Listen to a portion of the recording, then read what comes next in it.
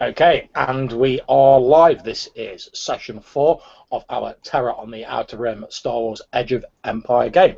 And when we last left our heroes, they were heading towards the outskirts of the Mondo Fine system, having fled from an apparently stricken Imperial Star Destroyer, the Kraken, which seemed to be overrun by the reanimated corpses of its defenders. Just before they left, they encountered a strange person by the name of Gideon, who appeared to be leading a band of Thalassian pirates from the ship Red Scorpion. This person called Gideon appeared to be known to Trent Cannon, appeared to be something of an old mentor of his. However, Trent was adamant that the Gideon he knew would not have joined the Thalassian pirates, since allegedly they were responsible for the death of his parents and everyone aboard the Halicon cargo ship many years before. However, as they took Gideon on board and began his questioning/interrogation, I'll let you be the judge of that, Gideon claimed that what Trent believed had happened wasn't actually what had happened, and that his parents were alive. And we pick up now with the Morning Star speeding towards the edge of the Mondo Fine system.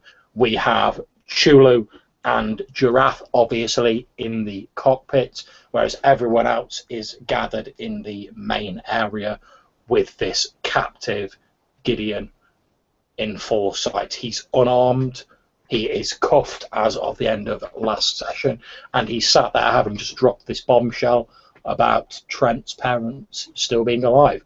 And he sits there in silence for a few moments to let that sink in. And that's where we pick up the session. Over to you guys.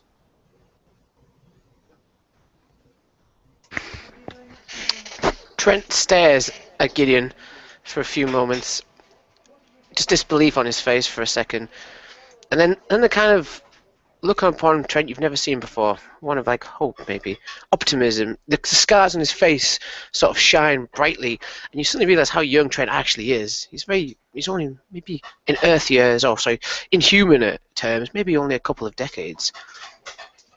And he says, "How could they be alive?"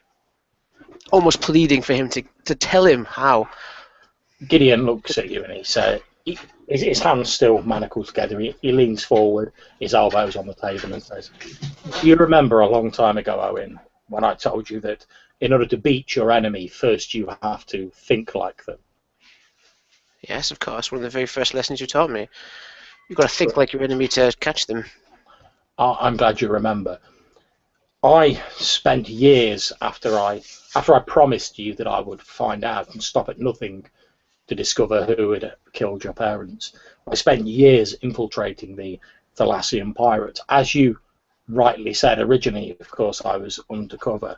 But as I worked my way up their ranks, firmly believing at first that they were responsible for the deaths of everyone on board the Halicon, as you said, I'm assuming this conversation's on the ship's comms, so Jeraath and Chulu can also hear it and intercede if they wish.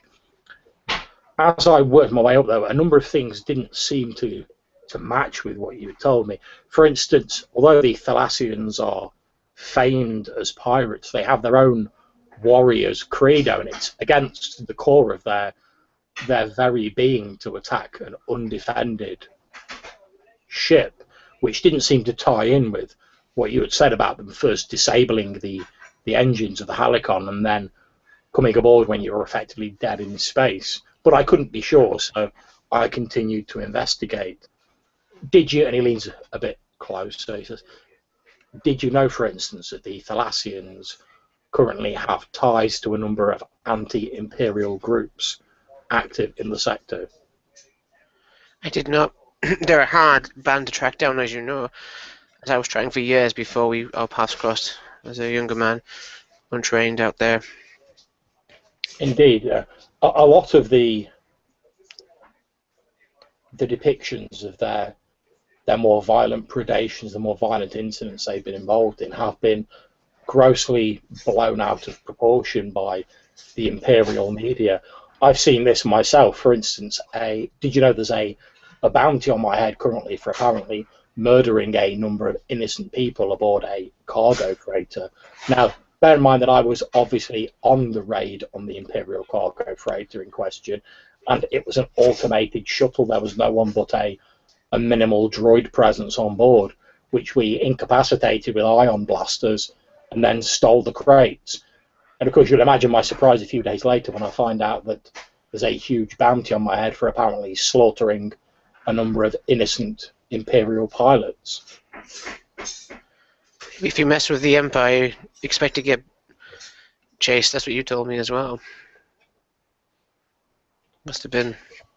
That's true. And normally, as you know, I prefer to keep a low profile, but I swore to you that I would find out what had happened with your parents, whatever the cost, and that's what I intended to do. So as I became more trusted amongst the Thalassians, I eventually reached out to some of my old contacts who, like you, believed I was dead, and started trying to use some of their intelligence to discover what had actually occurred. And accessing the Thalassians' own information, I was able to discover that there were no warbands of Thalassians active in the area where the Halicon was last sighted. But the ship was one of theirs. I had their symbol on it. I recognised the uniform and their style of armour. It looks exactly the same as these guys. In which case, what I'm going to tell you next may shock you. Eventually, I was able to discover the wreckage of the Halicon itself. It had been sold through a number of owners and had eventually been consigned to a scrap world, ready for recycling. I was able to get there before it was scrapped and investigate it. And what I found did not mesh with your account of events at all.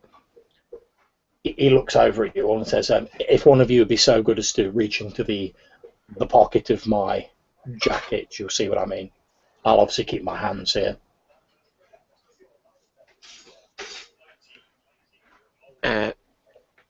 Trent looks around the room to see if anyone wants to do the honours. If not, he'll get up himself. He's still got his gun trained on Gideon, or in his lap. I'll go I read. didn't realise we were in the same room. I was going to say, yeah. But basically, everyone's in the same room apart from Jeraath and Chulu. Jeraath and Chulu, you are in the cockpit. You're hearing this on the comm system, whereas Damned and K5 are in the same room. Obviously, you two have got to fly the ship. Okay. K5's just going to keep watching this guy. Okay. To Trent to do the important stuff. You'll forgive me, I can't exactly reach in there myself and fetch it out, and I want to assure you that I'm not reaching for any sort of concealed weapon or anything.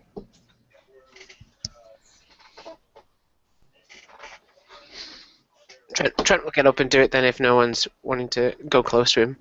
Okay, you reach your hand into the outside left-hand pocket of Gideon's long greatcoat, and you feel something cold and hard as you reach inside his pocket, and as you draw it out, you see what appears to be a tiny fragment of scorched white armour. Of armour? Indeed. It looks like a tiny, no more than that sort of size, but it's a tiny panel of formed white armour that's scorched along the edge as though it was sort of blown off. Is this off my family's ship? Stormtrooper armour? Gideon nods in your direction, Gavin, and says, yes, I've had it analysed to have it confirmed. It is a fragmented Imperial Stormtrooper armour.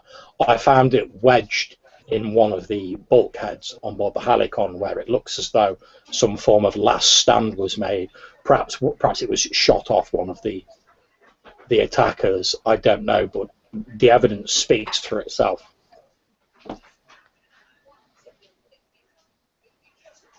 Trent starts pacing around the room, sort of trying to make sense of it. Why would Imperials be interested in my family's ship? What purpose would they have to attack us? We were just traders. What could they have wanted with us? We were a juicy target for pirates, but not for the Imperials. We had a clean record. All I know is that the Empire has used the attack on the Halican as an excuse to hand the Thalassians almost into extinction. So we were used as a tool. I think so. If there was any other end to it, I don't know what it was. And that's partly why I sought you out. I believe using a hypnotic technique that I have learnt, it may be possible to reconstruct, with your permission, what actually happened on the Halican. My investigations have revealed all that they're going to, but I promised you that I would leave no stone unturned trying to find the true culprit of your parents' death, assuming they are even dead. You saying my mind's been messed with? I believe so. Why did they leave me there in the first place? Why didn't they just kill me? The only thing I can imagine is that perhaps, given your young age, Owen, that they had no use for you, and that they saw they could. After all, what better way to sell the fiction of a merciless pirate attack than a lone survivor, a crying child, talking about how their parents and everyone on board were brutally slain by evil pirates. Trent sits back down. He puts the armor piece onto the cantina table. I imagine this is sort of separating us around. You said my parents are still alive? At least some of them? They took them off the ship? All I know for certain is that the Thalassians didn't take them, and they were taken by Imperials. It seems ridiculous that the Imperial forces would have taken your parents if they were simply going to kill them. They could have quite happily done that on the ship. All these years. No wonder I couldn't find anything. It was a wild goose chase. Running after the wrong bloody things. You have my permission to try and retrieve my memories if you can. I don't know how this process would involve. He says that in order to conduct this process, I will need you to unmanacle me. I'm quite happy for your droid to keep its weapons trained on me and whatever other security measures you see fit, but I will need the use of my hands. Trent sort of looks around the room to get permission off the others to uncuff him for this. He doesn't want to unleash someone that's potentially dangerous. He knows how deadly Gideon could be. Well, I have no idea about this. Again, just nods. Okay, what's K5's reaction to this? Well, like I said, first he says, I'm not his droid, but he just turns again to Trent. You know this man better than any of us. I trusted him, but I haven't seen him in some time. Things have been difficult. He left me with only the claws on my back and the gun you see beside me. He is in point blank range. I could shoot him in a second. If he draws a weapon, don't hesitate. Certainly. And I'll go over and uncuff him. Okay, you uncuff Gideon. He says, I suggest you find a way to make yourself comfortable. This can be somewhat distressing. I'd certainly recommend you lie down. I'm sure this table here would suffice. Trent does so. He gets Jeraath to play some music that he's fond of through the ship. Something classy, maybe jazz. Okay. Trent seems like a jazz kind of guy to me. Okay, no problems. He starts running some jazz music through the ship. As you're lying on the actual table, he walks over to, sort of stands, so he's like just standing behind your head, and he places one of his hands on either side of your temples. Then he says, now, what I want you to do is I want you to think back to that time all those years ago when you were on the Halicon. Imagine you're traveling through space. You're with your family. You're ferrying cargo between the systems. Close your eyes and think of that place. Let your mind go back. Where are you now, Owen? Trent, he'll be on the command deck of the ship, like sort of just slightly raised above. Imagine the top of the ship, the command deck's just slightly above. He'd be on one of the consoles working with one of the security guys. They were sort of teaching him how to basically man the ship's security systems, unlock doors, check airlocks, all that kind of stuff. He's learning basically how to help his family business. Okay, now I know this is distressing for you, Owen, but I want you to cast your mind forward to when you first encountered the enemy ship. What was the first thing that you saw?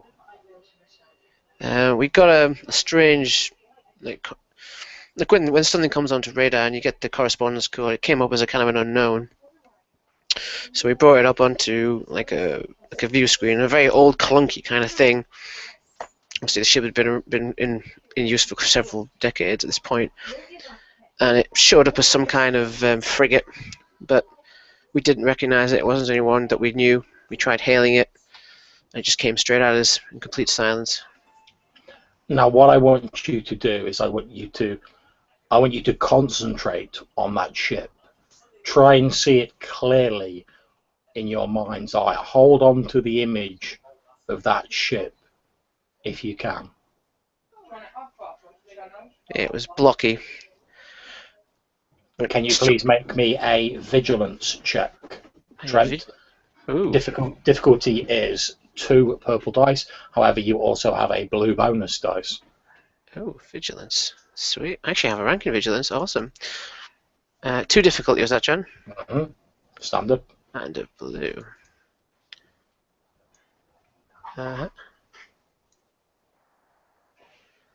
Okay, no problems. As you first start thinking about the ship, you see the familiar and horrific sight of the Thalassian pirate ship move into view on the screen aboard the Halicon. But then, as you stare at it, it looks strangely artificial and two-dimensional. The outline of the ship appears to flicker almost like a bad hollow projection. It's like it's flickering, Gideon. It's like there's another shape inside there. I think you're starting to break through whatever conditioning has been used to put this false story in your mind. Now, I want you to, remembering that you're in a safe place, I want you to move forward to when the Thalassians came on board. What was the first thing you did when they came on board? I hid under the console desk. I'm trying to make myself look as small as possible. There was a lot of gunfire. I think they threw some kind of, I suppose what you'd call it, concussion grenade. I think. And what did the Thalassians look like? Again, try and picture them in your mind's eye and hold on to that image. They were tall, nearly 6 feet each, almost uniformly so. They wore a kind of weirdly intricate body armor, almost like a geometrical pattern wrapped around them from hip to shoulder. They didn't wear a helmet, but they wore a kind of weird like headband, which gave them these golden eyes, which I think was through some kind of visual sensor to mask the concussion. They were armed. Gideon nods and then he says, "Look a little closer. Do you notice anything unusual about them?" And as he says this, again, the outline of the Thalassians in this sort of image that you're viewing in your mind appears to flicker, and replacing them you see rank upon rank of uniformed white armoured Imperial stormtroopers. Dear God. In your ears, you can hear the sounds of your family being butchered mercilessly by the Thalassian pirates, but it's almost as though the audio doesn't go with the visuals. The visuals that you're seeing are of these Imperial stormtroopers dragging people towards the airlock and herding them onto presumably their ship. Do I recognise any of them being taken? Indeed, yeah, you see your parents Like, and I mean, all like, the other. is a family or crew that they've taken? It's your family and the crew of the ship appear to be taken by the Imperial stormtroopers. As you sort of remain cowering under the table, eventually a black gloved hand reaches under the table and drags you out, and you find yourself looking up into the pitiless face of an Imperial stormtrooper. The trooper drags you along and pushes you to the front of this crowd, and you see a figure, a humanoid figure, but with dark blue skin and golden eyes, wearing what appear to be black robes. The trooper pushes you forward and says, "What shall we do with this one, sir?" At which point the blue-skinned man bends down and sort of peers at you, sort of crouching down on his haunches, and he says, "We can't have anyone knowing that we were here, trooper." At which point the stormtrooper is holding you sort of presses a blaster into the side of your head and says, "I understand, Inquisitor Tremaine." At which point the blue-skinned figure holds his hand up and says, "But I have a better idea. Your zeal does you credit, trooper, but I have a better idea." And he reaches out a hand towards you, and he sort of passes his hand in front of your face in a slow, almost languid gesture, and he says, "We cannot have anyone know anything about Project Blackwing, trooper. This will all seem like a pirate raid. And what better way to convince people of the truth of this than to have a lone survivor, an innocent child who will testify to the truth of the horrible events that occurred here." And as he waves his hand in front of your face, he's talking in a low voice, and you can almost feel these false memories of your family's massacre and of the attack on the ship sort of slithering into your mind like some sort of cold, dark serpent. It's like everything's becoming liquid and is melting into another image. Indeed, as you listen to his voice, it's almost as though you're becoming lost in his voice, and he's like rebuilding your memories. To the outside, everyone can see Trenny sort of thrashing about. Going, "No, Imperials, who is that guy? Is that an officer?" Like, tears are streaming down his face, and then he just kind of mumbles out, "Project Blackwing." At which point doing to him? You can see that actually, like, Gideon's got like some beads of sweat sort of dripping down his face. At which point he's never taken his eyes off Trent. Sorry, K5, he's doing something. I basically jab the rifle into Gideon's chest and says, "Stop." Okay. He's obviously in pain. He takes his hands away, and suddenly, like, boom! Instantly, you're back in the room, Trent. You feel there's like sweat all over your face and like soaking into the table. It's been quite a sort of ordeal for you. As you open your eyes, you can see K5's got a gun stuck in the side of. For a split second, I see an imprint of the ship, altered interior of the Halcyon, like printed across the cantina room, and then it suddenly blinks back in to where I am. As everything returns to normal, you can see Gideon's like holding his hands up, and K5's got like his gun pointed into his back.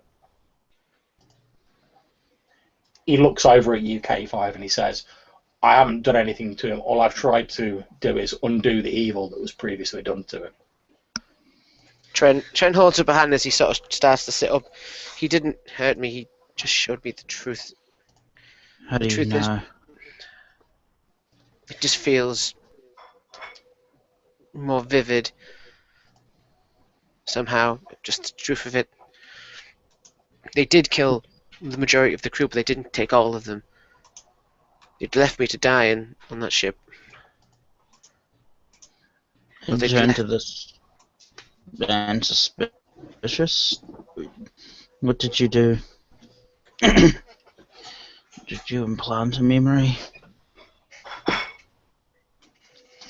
Gideon looks at you and he says, I've implanted nothing. All I've tried to do is get Trent himself to see the truth of what actually happened, rather than the memories that were given to him. Way of knowing. You're right. No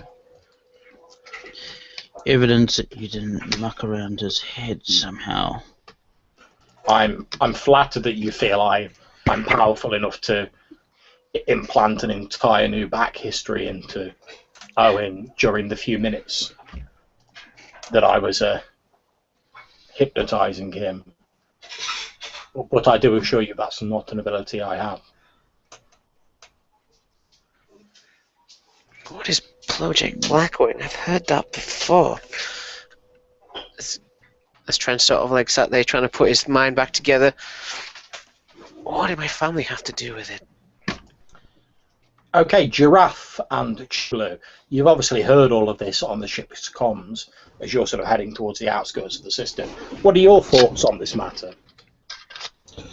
I've mainly been keeping quiet so as not to interrupt anything that was going on, of course. Especially not being in the room, I wouldn't have been able to react, even if I wanted to interject.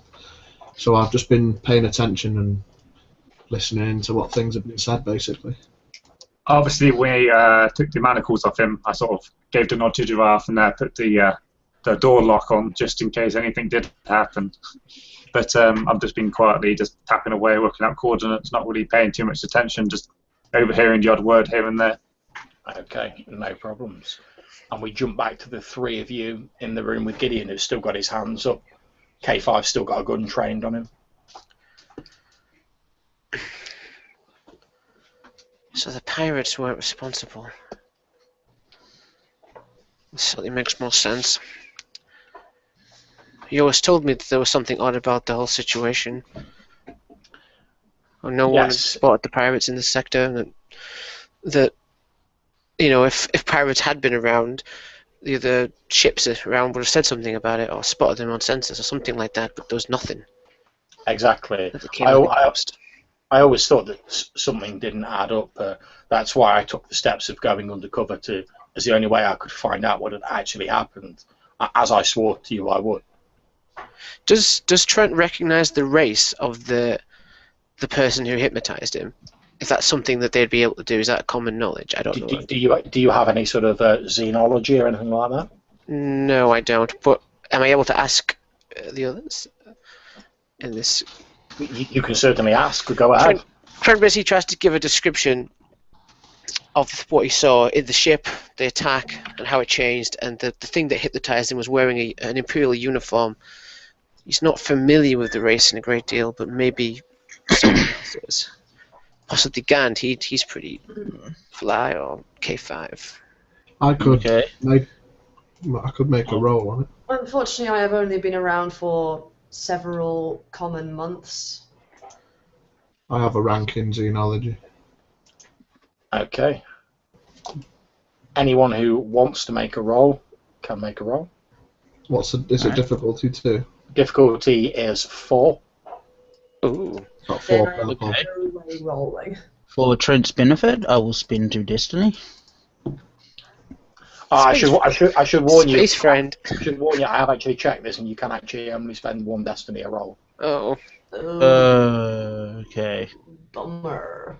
Do you want me to re-roll that? No, I'll let you get away with Okay. it this time. It's fine. Alright. I should have mentioned that beforehand. Well, what I would tell you is you really don't. It doesn't ring any bells with you at all, Jeraath. It could be any number of species. However, Gand, obviously being somewhat slightly more well-travelled, you've got a vague memory of a species that matches the description. A sort of roughly human-looking species called the Chiss. You don't really know much about them. They're apparently supposed to be incredibly rare. Do I know why they're rare? Like, is it just not a lot of them? Were Yeah, they just don't. subject to genocide, or Well, the few that you're aware of have actually got sort of fairly high ranks within the Empire, but they just don't seem to be particularly numerous. Not a lot of them leave their home planet. well, it could be a chess. Have you heard of them? Many of them No, it's not a race I'm familiar with. occupy many of them are high-ranking officials within the Galactic Empire. I haven't met a lot of them. They're not very common. Do you know if they have an affinity for affecting the mind? You don't recall any sort of specific mention of them having mind-affecting powers. No, I don't think so. So it comes down to the fact do I trust you or not, Gideon? Well, he says, Gideon, with his hand still held up, says, well, that's a decision I'm afraid you're going to have to make very much on your own, Owen. Well, you've got to trust somebody sometime. I suppose you could have killed us easily enough on that ship if you wanted to. The pirates were much better armored than we were. We were definitely in a rush.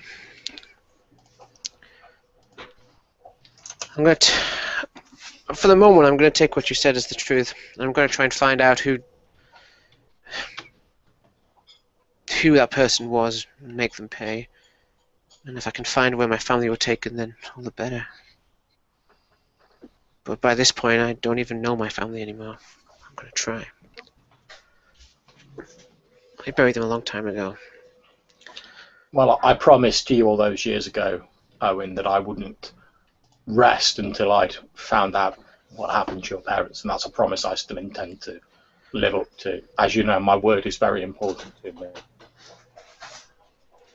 And if I find out what Project Blacklight is and I can stop it, I'm going to.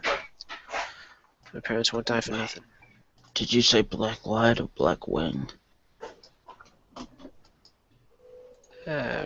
Project Blackwing? Yeah. You know the term? If you have any information, Gan, this would be really appreciated. Wasn't this mentioned recently?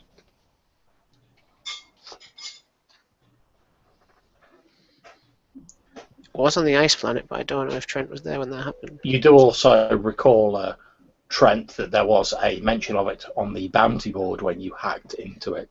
Yeah, there was. Come to think of it. The fact that Gideon was being hunted was more pressing concern. It sounds like they're trying to whitewash them. Any knowledge of it? Wait a minute.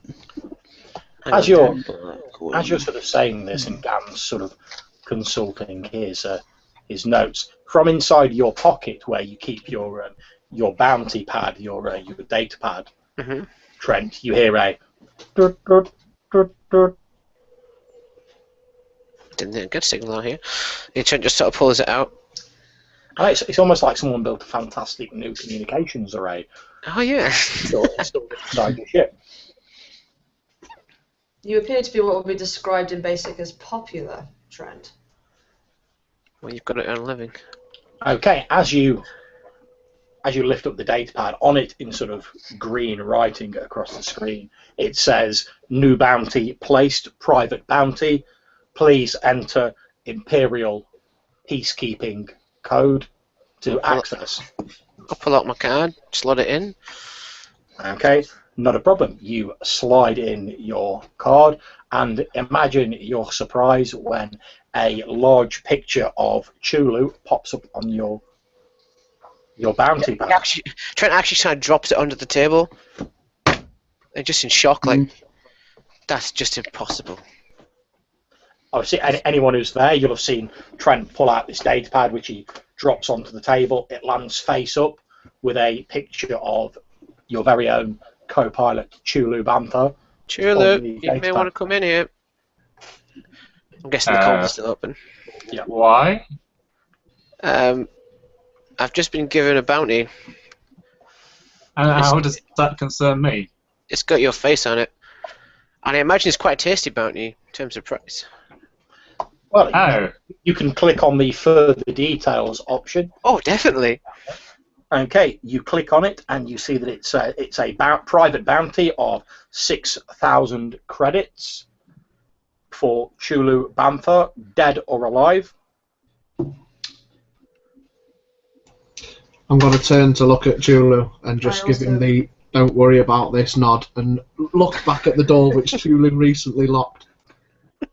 I also look kind of peer sideways at this. Oh, Chulu, you are also popular. I'm waiting for it to pop up with a bounty for your face on it, Tier 5. Just... Out of curiosity, does it tell you who placed the bounty? It's a private bounty. You do have the ability to access that since you are an Imperial accredited. Oh yeah, I'll put bounty. my super secret pin, you know. Not a problem. You type it in and you see that the bounty was placed by another Rhodian by the name of Re-Anlam. Rianwan? Is that anyone, any relation to you? Okay. I think they finally cottoned on. They think they probably found out I'm still alive. Oh dear. Yeah, that's going to be an issue. Just for the record, Sheila, I'm not going to collect on this bounty, just in case you're worried. Did you commit some sort of crime? Not quite a crime, so to speak. She's an old friend. As you're all talking about it, there's suddenly another boom from the data pad, and the screen goes black and it says bounty closed. Oh. Ah! Someone's taken it. It appears that you're already being hunted, Chulu. Can I find out who took it? Is it possible to get that information from the data pad on my token? It'd probably involve a little bit of computer wizardry in order to find that out. Oh yes, please let me do that. It's difficulty 3. Okay. Now, for purposes of my talents, does it count as encrypting information? Or Yes, it does. Because I do get the thing in my. Which I believe lowers the difficulty to 2. Oh, cool. Sweet. It would really help if I hadn't have closed the thing, wouldn't it? I actually closed the app. Right, so computers is intelligence, yeah. Sweet. Okay.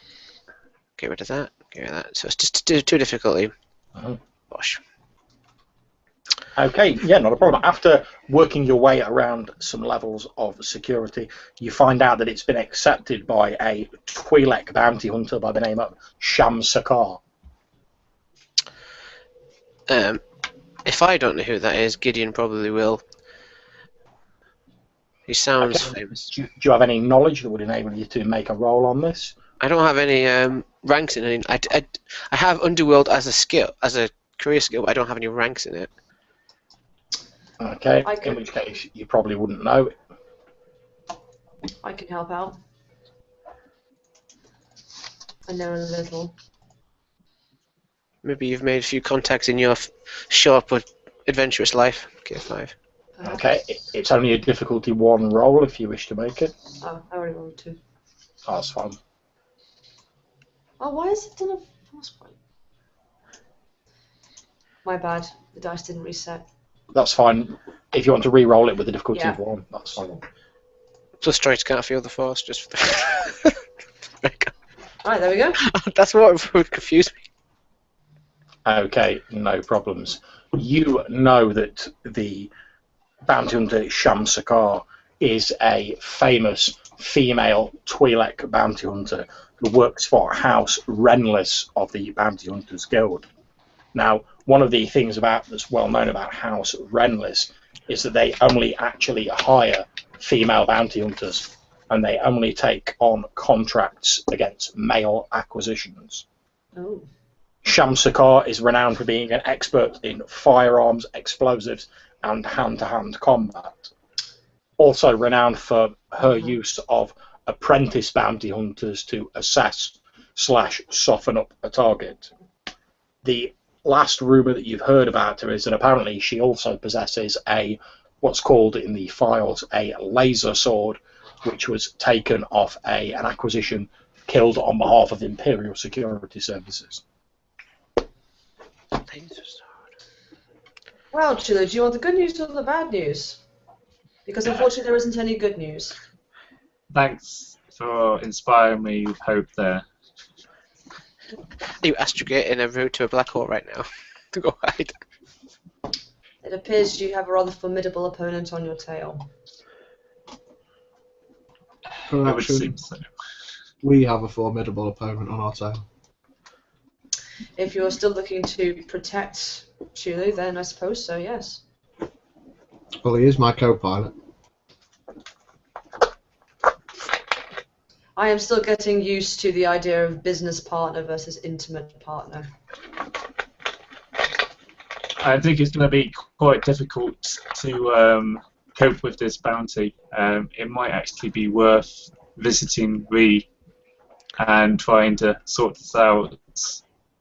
However, we're not in a particular. Let me just check the system. And yeah, we're not in a particularly great place to visit her right now. You've got options, Stu. As a bounty hunter, there's always ways to shift a bounty, depending on who you're willing to turn to. At the moment, I'm thinking stay low would be a good idea for myself until we're in a position either they pop up or we get there first. So if I recall, we're currently making our way back from Mondo Fine to hand over this information to my Hutt contact, and then I believe we were looking to go to Lumini, if everyone still wants to go there. However, of course, with this new development, that's also on the list of places to go. Sounds good. So you want to stick low for now, What was Chilo? that, Lumina again? Yeah, Lumini, yeah. Hutt cartel of some kind. Touting for work. He sent me a lovely voicemail. John, are we close enough to go to hyperspace yet, or are we already in hyperspace? Or No, you're not in hyperspace yet. However, you can quite happily make the jump to hyperspace. You're far enough away from any large gravimetric bodies now. are we all ready to make the jump? Well, Trent would want to see Jeraath for a brief few seconds before we jump. He didn't really spoke Wait. on the ship. Where are we going and why? Okay, so currently, Gand, we're going back to the. Apologies, it escapes me. The Monocerosis. yeah, the system where that. I can't think of the word. What's the word? The Space station. That's the one. Space station. We're heading back to the space station, so I can speak to my Hutt contact to hand over this information, which Trent wonderfully got for me. Hopefully that will appease the Hutt, at least for now, Wait, what information? that we got from the Kraken ship, the Imperial movements for the next few months. Yeah. Okay. Interesting. Given that we were sent to the ship to try and find something valuable, however, weren't able to have a decent enough look around the ship. If you recall, Trent managed to hack the information for me. So, wait, where are we going next? Why the Lumina system? The potential for work. I suppose I could also access Corin's offshore accounts from there. It would have to be quite remote, though, but it's possible. We could possibly collaborate on Corin's case if you're chasing the money. I think it is ending up like that, yes. I have a few loose ends to tie up there. If you're looking for protection, Chulu, the Hutts are a good place to get it. But it won't come cheap. Yes, money isn't particularly my strong point right now. I think entering into further bargains with the Hutts probably isn't the wisest at the minute. Getting got by a bounty hunter is just as bad, to be honest. I still want to meet my Imperial friend in the Draconis sector. We could do that, yeah. Was that near the station we passed? I have no idea. The Draconis sector is sort of like deep in Imperial space. You wanted to visit there, Gan, to it was to show the Imperial proof of your work. Yes. Besides, I think that's more lucrative than any mere jobs any of you can get. I mean, we're talking millions of credits.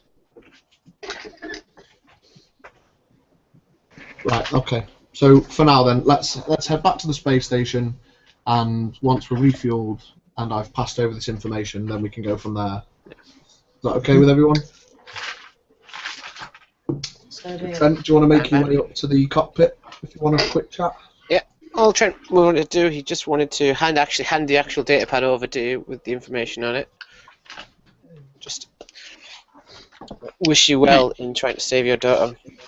It seems we've both got problems with our family at the moment. Lovely. I'm trying to find mine, you're trying to save yours. Much appreciated. Okay. With our new long-range transmitter, I want to see if I can contact Admiral Tricor again. Okay, not a problem. You get in contact with General Kiritan Tricor, and you hear his slightly clipped voice saying, "This is Tricor." Again, yeah. It was the ship that I'm aboard recently took this prisoner named Gideon. Hold on a second, I I'll think check the Imperial database. I'm registering here that it would appear that you are harbouring a fugitive from Imperial justice, Gand. I'm aware he was spinning some nonsense about some staged attack on a trader ship by the Empire. Obvious nonsense. No doubt this person has rebel sympathies. However, it would stand you in extremely good stead for this convict to be brought to justice. I'm unfamiliar how this works. Is it a dead or alive thing? We would prefer him to be alive when he reaches us. That way we can assess the extent of the falsehoods that he's been sowing around, the dissent that he's been trying to sow amongst the loyal Imperial citizenship. However, if that's not possible, well, I'm a man of the world. I understand that we don't always get what we want, if you understand my meaning, Gand. I do. Also, the Hutts are going to get wind of the Imperial movements for the next 16 months. They may need to be changed. That's ridiculous. How would the Hutts get hold of our troop movements for the next 6 months? Even I don't have all the for the next 6 months. Because someone's about to give it to them, having salvaged it from the ship known as the Kraken. The Kraken? I'm getting the information right? Yeah. I'm not saying nonsense. No, Okay. no, you're absolutely fine. It's just in character. He's confused. Okay. Yes, in the Mondo Fine system. I heard that ship had been lost with all hands in the Mondo Fine system. Well, let's just say a ragtag group managed to get aboard it. Well, that would make sense. The Admiral of the Kraken did have the highest level Imperial clearance. Yeah, so I'm just trying to warn you. No, your dedication to the rightful government of the sector is appreciated, Gant. I can't talk for very long, but I'll see you in the near future. I understand. Allow me as a allow me as a small token of my appreciation and an admiration of your patriotic duties to wire you over 1,000 credits. Do you have an account? Yes. It's 987678. And then I continue giving him the details. Yeah. He says, I understand that it's an expensive business to the amount of travelling you're doing, and we appreciate that you're doing so for the benefit of the rightful government of the sector, and your loyalty to the Empire is appreciated. I'll have 1,000 credits as a show of my appreciation wired over immediately. Most appreciated. Not at all. In these dark times, the Empire needs loyal citizens like you. Otherwise, this whole sector would have fallen to those rebel scum by now. Exactly. Ganned out.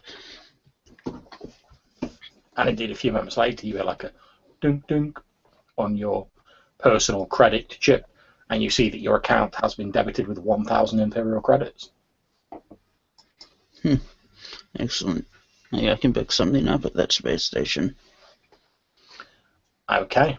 So if no one else wants to do anything, I'm going to assume that you're all ready to jump into hyperspace. Okay. Not a problem. The Morning Star enters hyperspace. It's a couple of days travel to get there, which obviously you spend in hyperspace. However, on the first night of your travel through hyperspace, and I'm hoping we've still got Gand there, splendid. On the first night of your travel through hyperspace, you wake up in the middle of the night, Gand. You're not entirely sure what's going on, but as you wake up, you feel a familiar tremor run through the ship. You know that feeling. The ship's just dropped out of hyperspace. You must be at least a day away from your destination. I got my data head 1 day away from destination from that hyperspace. I use how I'm connected with the ship to see if anyone's in the cockpit. Okay, now Jeraath and Chulu, obviously you have to sleep at certain points in time, so I presume you take it in shifts. I'll leave it up to you two. Which of you is on shift at this point? I'll be on shift. Okay, not a problem. In which case, Chulu, you sat up in the cockpit. There's pretty much not much to do. You sat there with your feet up. You probably uncorked your Lumini ale again, having a little wee swig of that. You know, you occasionally check the systems, make sure everything's fine. When all of a sudden there's an almost 100% drop in power to the engine, and with a stomach churning, the ship drops out of hyperspace and the stars resume their normal position around you. You appear to just be like in the middle of space, probably between sectors. Oh, not again. What has happened to the hyperdrive? We could not be at our destination. We didn't pick up any more robots, did we, on the outside of the hull? I don't think I turned anything off by accident. Let me just check the system. Okay. Are we at the station already? As Trent's sort of getting up from a little cot he's been sleeping in. No, you can go back to sleep if you want. Just some minor technical glitch. Are we getting shot at again? I'm going to check Is the that a system minor to see technical if there's glitch? anything on the outside, like there was last time, or anything Okay. in the bays. You check the exterior sensors, and you don't see anything untoward in the outside of the ship. There's the signs of damage from your previous encounter with the Red Scorpion, but nothing unexpected. You also do a quick scan of the cargo bays. There's nothing untoward showing in there. However, you are registering that effectively it's almost as though your engine's turned off. Is it Trulu, can you tell if it's electrical, computer, or mechanical in nature? I think I'm going to have a look rather than go down. I can't seem to do anything here. Indeed, it's weird, Tula. Well, As you're sort of pressing the console buttons, trying to access the sort of the more detailed schematics of the engine room, you find that it's almost like you've been like locked out of that particular computer system. It keeps refusing your access. Yeah, I'm definitely going to have to go down. There's something strange going on. So I want to grab my rifle and make my way down to the engineering bay. Alright, I'll meet up with you halfway, and I'm also going to follow. Okay. Now, obviously, K5. Yeah, Are you've not been asleep, K5. You've been No. sort of like sat in a corner of the room, sort of staring at the wall. So you're quite aware of all of this going on. Yeah. And as you guys are agreeing to meet up, you just hear K5's voice cutting over the comms. I'll also meet you there.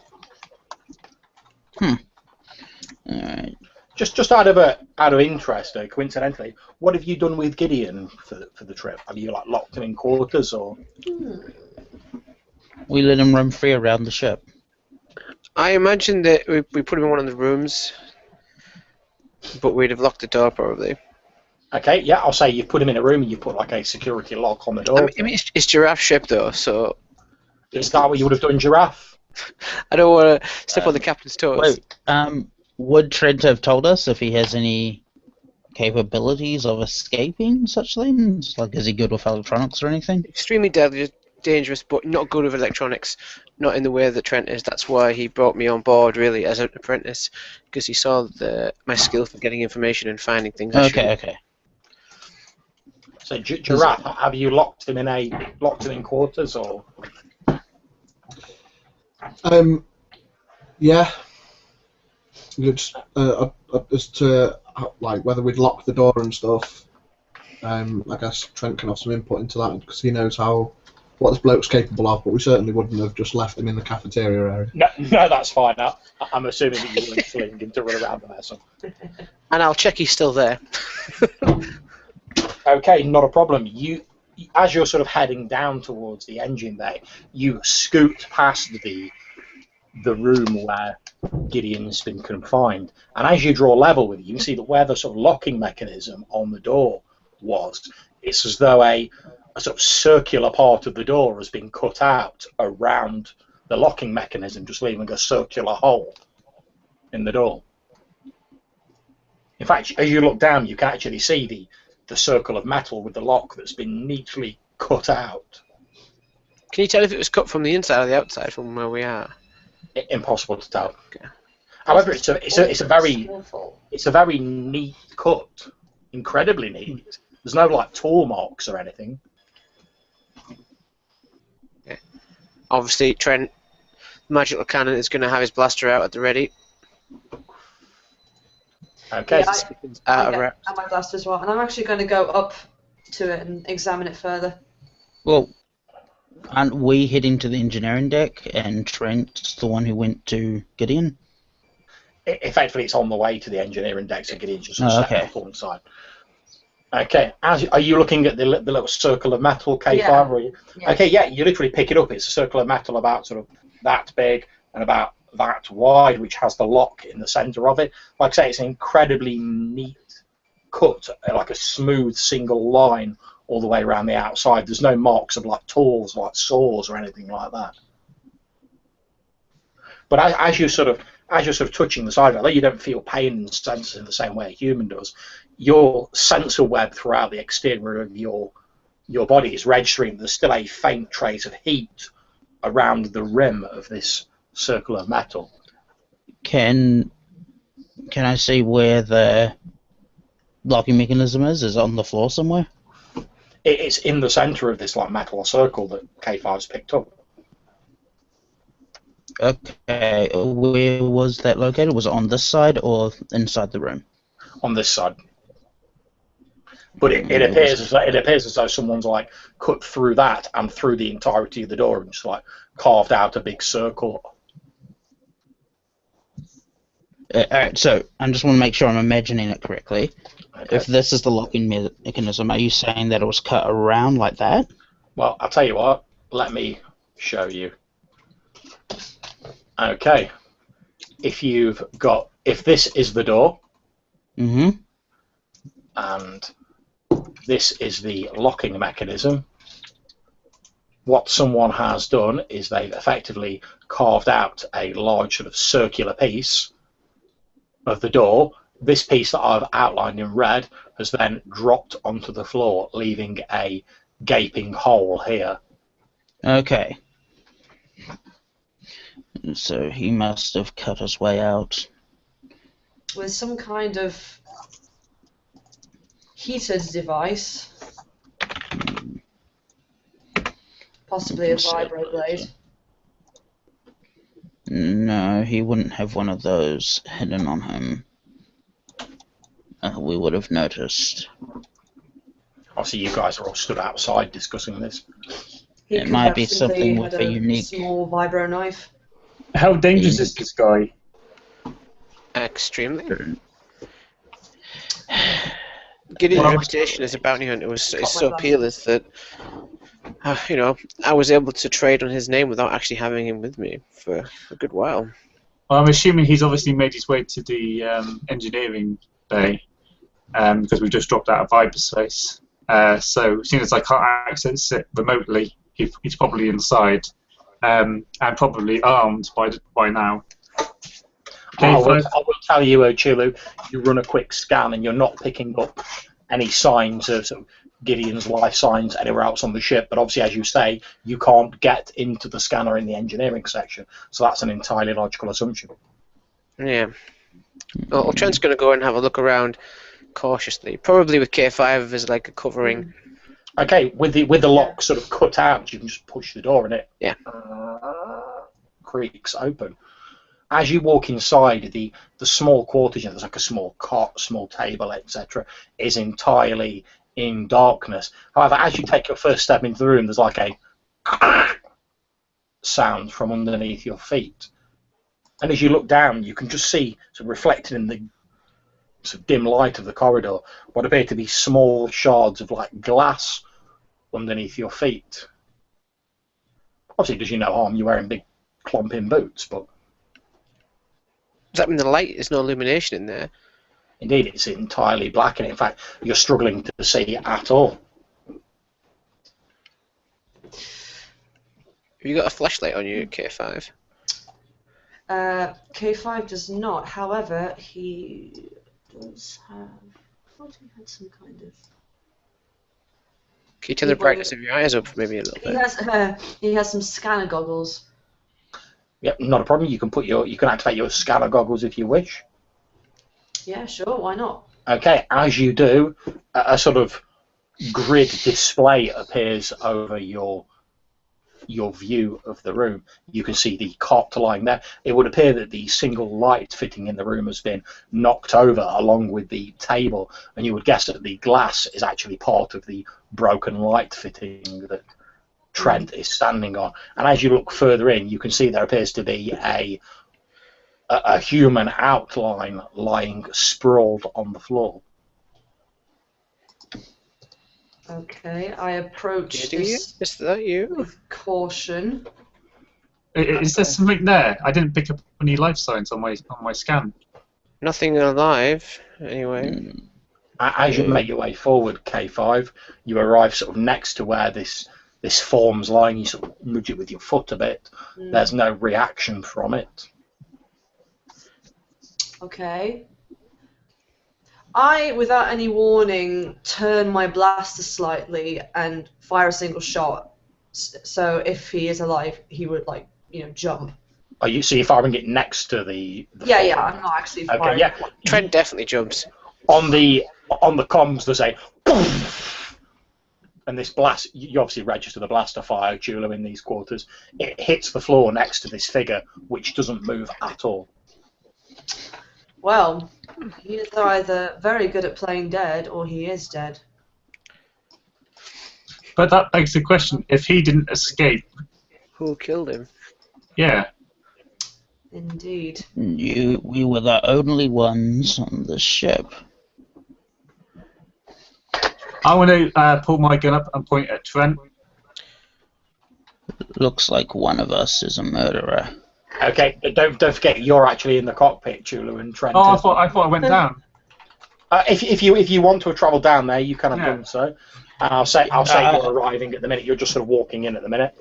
Yeah, I thought that too. I thought it was here. My apologies. I may have misheard there. Inspecting the body now we're pretty sure he or she is dead, assuming it's Gideon.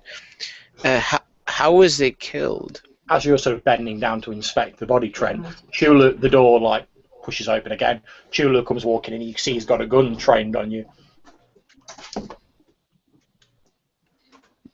I'm going to step next to Chulu.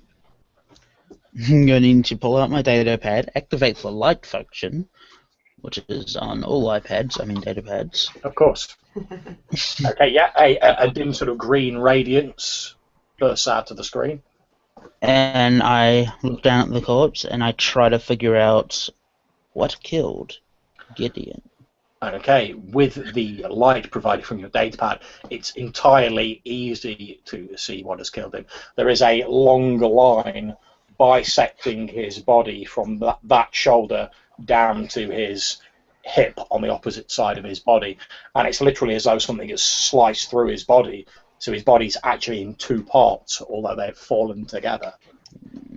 I'm going to change my target to K5. Yeah, Chulu moves his gun over and puts the K5. As you're sort of nearer again, you can see whatever cut him in half appears to have been something that had such intense heat that it's cauterized it all the way through as it chopped him in half. That's why there's no blood lying about. So, do I have the expertise, or at least knowledge, to understand that this might be closer to a lightsaber rather than a vibroblade, or something? Do you have any sort of knowledge that would enable you to know that? I'm open to K5 definitely doesn't. I know everything. He is scanned. The I wouldn't be past you to have an ability that was called that, to be perfectly honest. I have mechanics. Yeah, okay. If you apply that to mechanics weapon. roll. It'd be a very difficult roll. It'd be difficulty 4. Okay. Ooh. Boom. Okay, yeah, you have heard sort of preposterous old legends of these figures known as the Jedi and sometimes as the Sith, although you're not sure of the difference between the two of them, who apparently wielded laser swords called lightsabers that were rumoured to be able to cut through metal, flesh, most substances as though they were barely even there.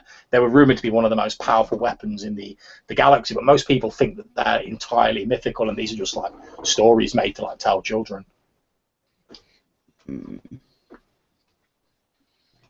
If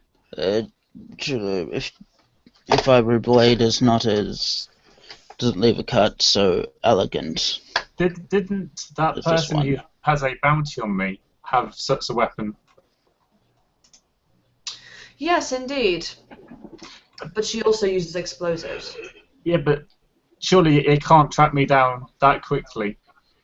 Of course not, and they wouldn't be able to get on while we're in hyperspeed.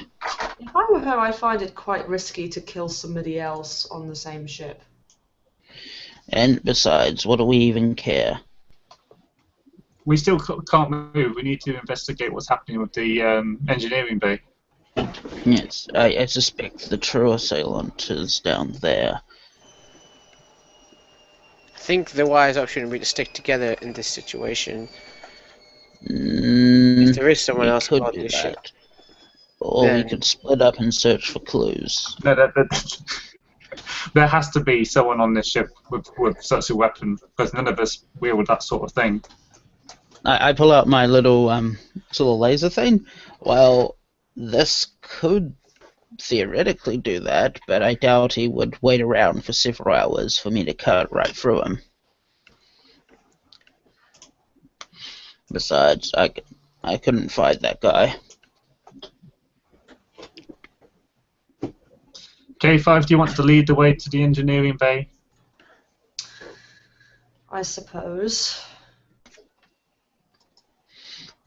Has the lighting in the rest of the ship been affected? Nope. Is there any sign of any tampering? There doesn't appear to be any signs of any tampering with the lights and the rest of the ship. Okay. I'm going to have my electro binoculars out, looking around, just in case. Okay, not a problem. Meanwhile, Jeraath, I believe you're still asleep in your quarters. Yep. You wake up when you hear a slight.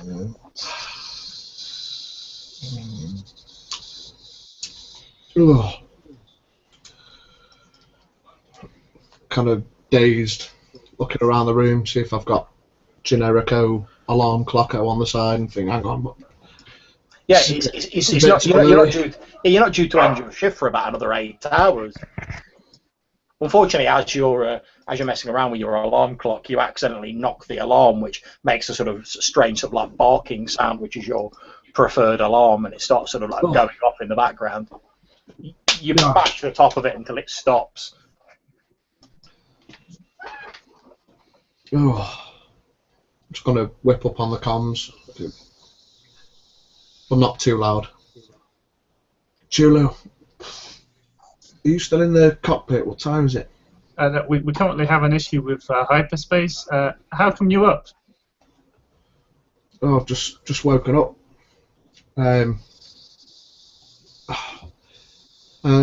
Give us a sec. Hang on, I can hear a hissing noise. Just give me a minute. I'm going to start looking around the room, see what this hissing sound is. Okay, you start looking around the room. After I've flicked on the light. Yeah, of course, yeah. You don't see anything untoward. However, as you do notice, as you're sort of looking around the room, you're starting to get very short of breath. You're starting to find it increasingly difficult to breathe. Take 2 strain.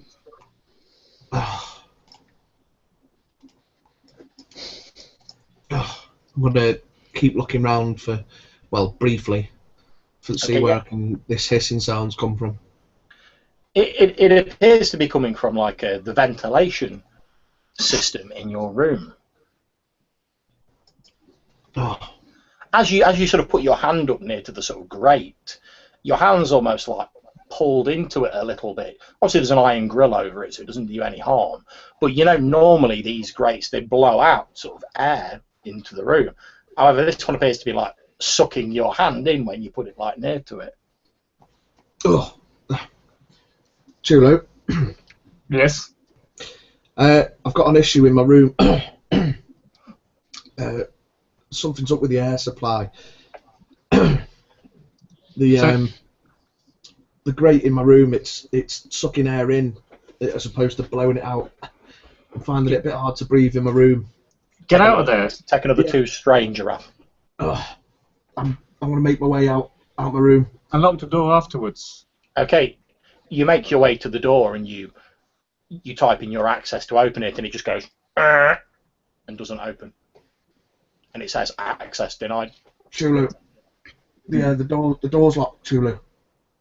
Chulu. Yes, I'm on it. So I want to run back to the. Actually, I'll run to the other side, that door. Okay. Try to go with him. Might be able to help.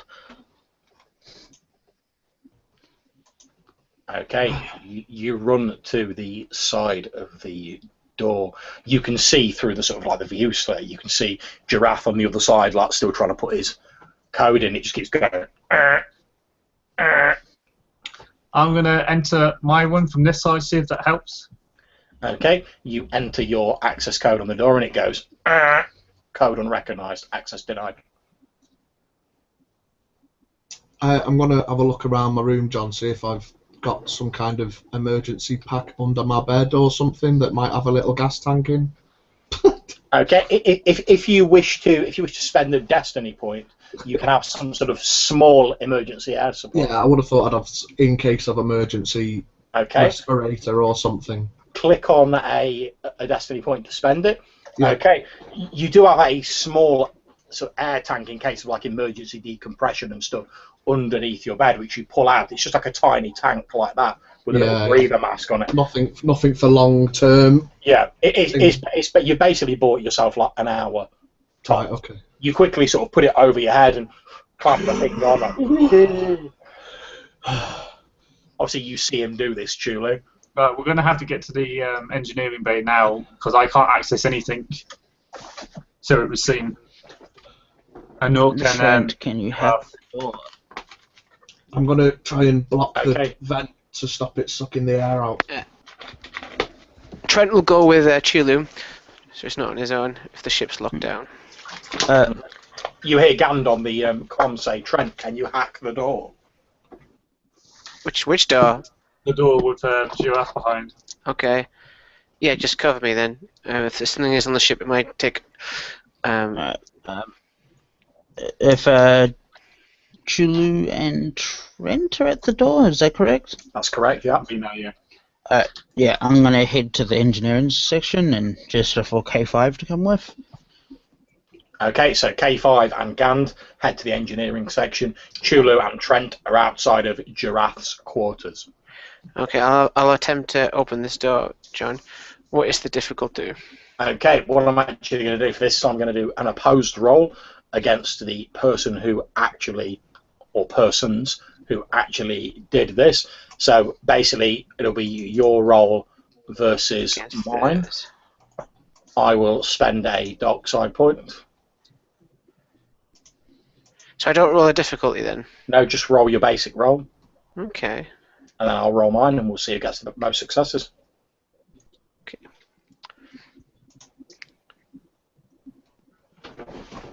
Okay, you try and hack around the sort of programming blocks that have been put on this door, but whoever appears to have reprogrammed this door has done it with incredible skill. Every time you try it, you come up against a system block. It's almost as though they've basically removed all of the crew's access codes from the computer's memory. I'm going to put my hands up against the door and looking through the glass at Trent and Chulu, and just a single manly tear is going to start coming out my eye. Okay, you can see Jeraath's trying to hold it together, but he's obviously panicking a little since he knows that there's only a limited supply of oxygen inside this emergency sort of mask. Okay. Yeah, they've locked down this door pretty tight. I could possibly do something from the cockpit, but if I do that, it's probably going to unlock all the doors on the ship. Can you smash the glass? But then that would just spread to all the other areas of the ship. Okay, while you're thinking about that, guys, I'm going to jump over to K5 and Gander have headed down to the engineering department. You soon find yourself in front of the familiar airlock doors of the engineering department. Am I correct in assuming that's not opening for us? You are entirely correct. Okay, I'm going to pull out that mini laser thing that I have, and I'm going to try break open the panel next to the, like, right beneath the lock. Okay. And I'm going to try just, like, pull out the correct wiring to hopefully cause the door to open. Okay, not a problem. Make me a mechanics roll. Standard difficulty. I'm going to keep my gun trained on the door. Okay. Yeah, not a problem. You avoid the software problem and go straight for the hardware route, sort of hot wiring the door effectively. There's a few tense moments and then the door sort of creaks halfway open. And just for K5 to lead the charge. Okay. Softly, though. You start making your way softly inside K5. I follow. I'm an behind. assassin. I can do stealth. I know, I'm just kidding. As you head in, you can see that the lights are flickering inside the engineering department. There are sparks flying out of the hyperdrive unit. Sparks as the hyperdrive. I don't want to leave you alone, Gand. It's too dark in here. If you could look out for me while I try to repair this hyperdrive. Okay. So How long? first I'm going to walk towards the hyperdrive and I'm going to assess the nature of the damage before I do anything. Okay, no problem. Make a mechanics roll. Standard. Yep, standard. Okay, as you almost have to admire the sort of level of destruction that's being caused to the hyperdrive. It's as though whoever's done damage to it has done like the maximum possible damage you could do to a hyperdrive. Effectively, they've removed some of the safety mechanisms and the sort of baffling devices from the hyperdrive, and then the drive's effectively torn itself to pieces. Okay. In fact, to be honest, if you were trying to think of a way to damage a hyperdrive, you couldn't think of a better and more efficient way to like ruin utterly a hyperdrive. As destiny would have it, I have a spare hyperdrive just lying around. I'm afraid not. There's no enough destiny in the world. I won't be able to fully repair this. The best I could do, this is nearly impossible, but the absolute best I could do was maybe get it lasting for a very, very small amount of time. As you're saying this, you're obviously saying this to K5 who's stood next to you. K5, you hear what appears to be a strange sort of whistling sound. You're not entirely sure where it's coming from. Gan doesn't appear to have noticed it. Would I be able to make a perception roll to determine what it was? Well, in fact, can you, before you do that, can you please make me a discipline roll? A discipline roll? Indeed.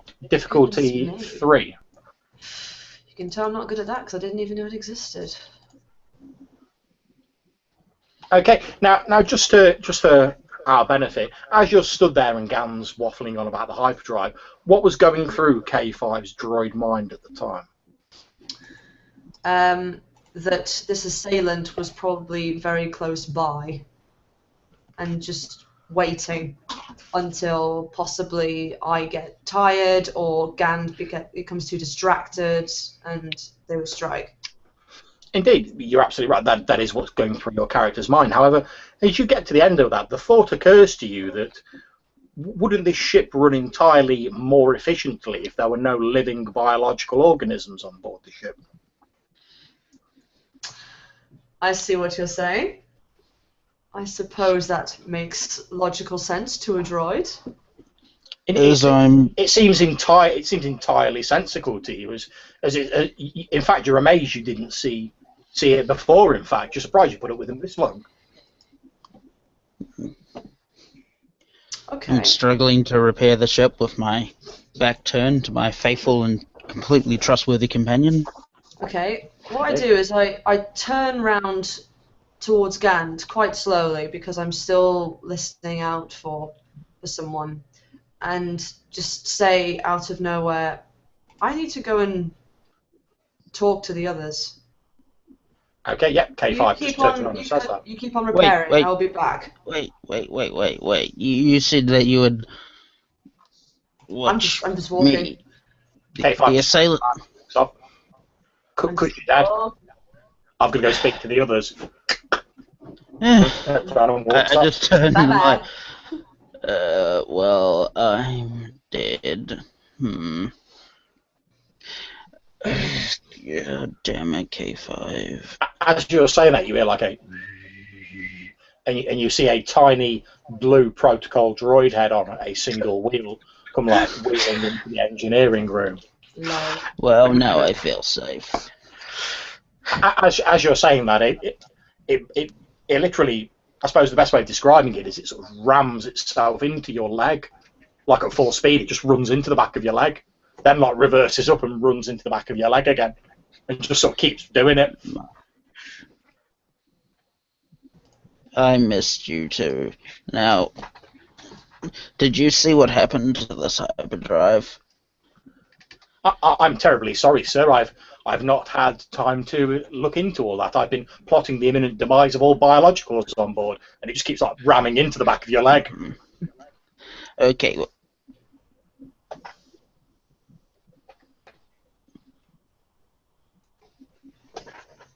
I pull out my who likes to talk on the intercoms.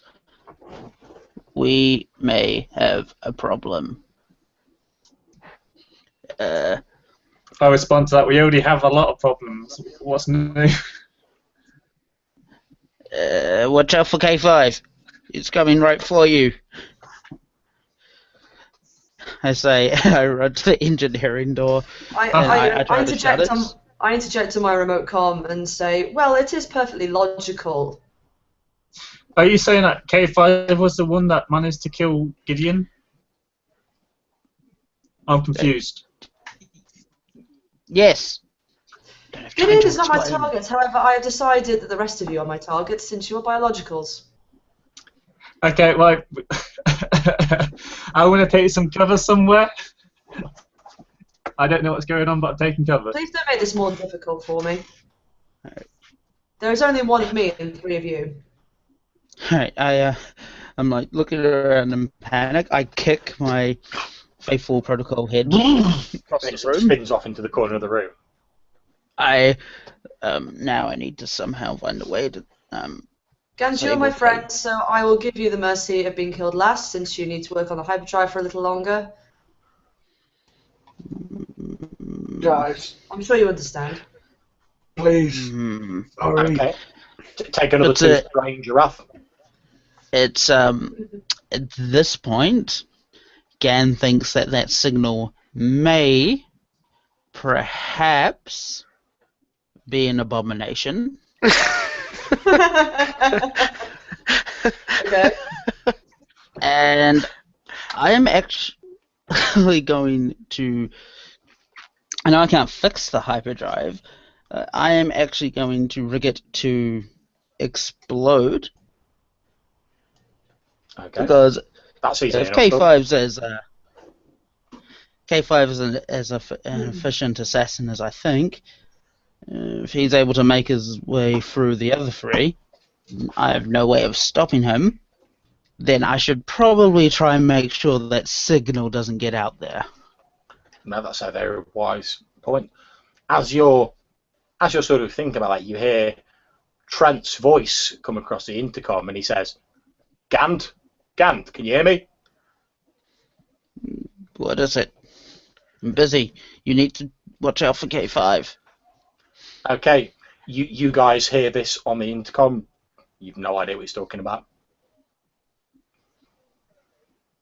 Apart from, obviously, yeah, you know K5's gone a bit mental, but... Are you hearing things? More mental than usual?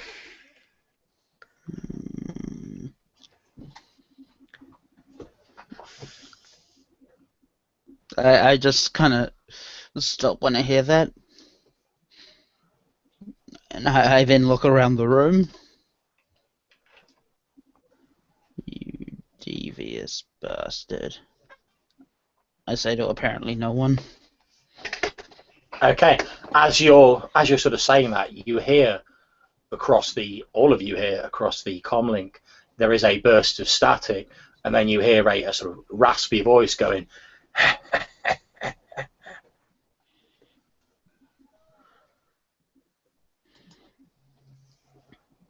Who was that? The real culprit. Is Avoid K5 and find them. Is Jeraath still dying, by the way? Yeah, that's an issue. Okay. Can I have another crack at opening the door? But this time, what I'm going to try and do is I'm going to try and rig it so that it's going to only open for maybe like 5 seconds. Kind of, rather than opening it like permanently.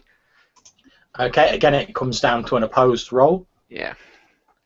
So we're trying to trick it essentially, rather than completely unlocking it, just getting it to open and close.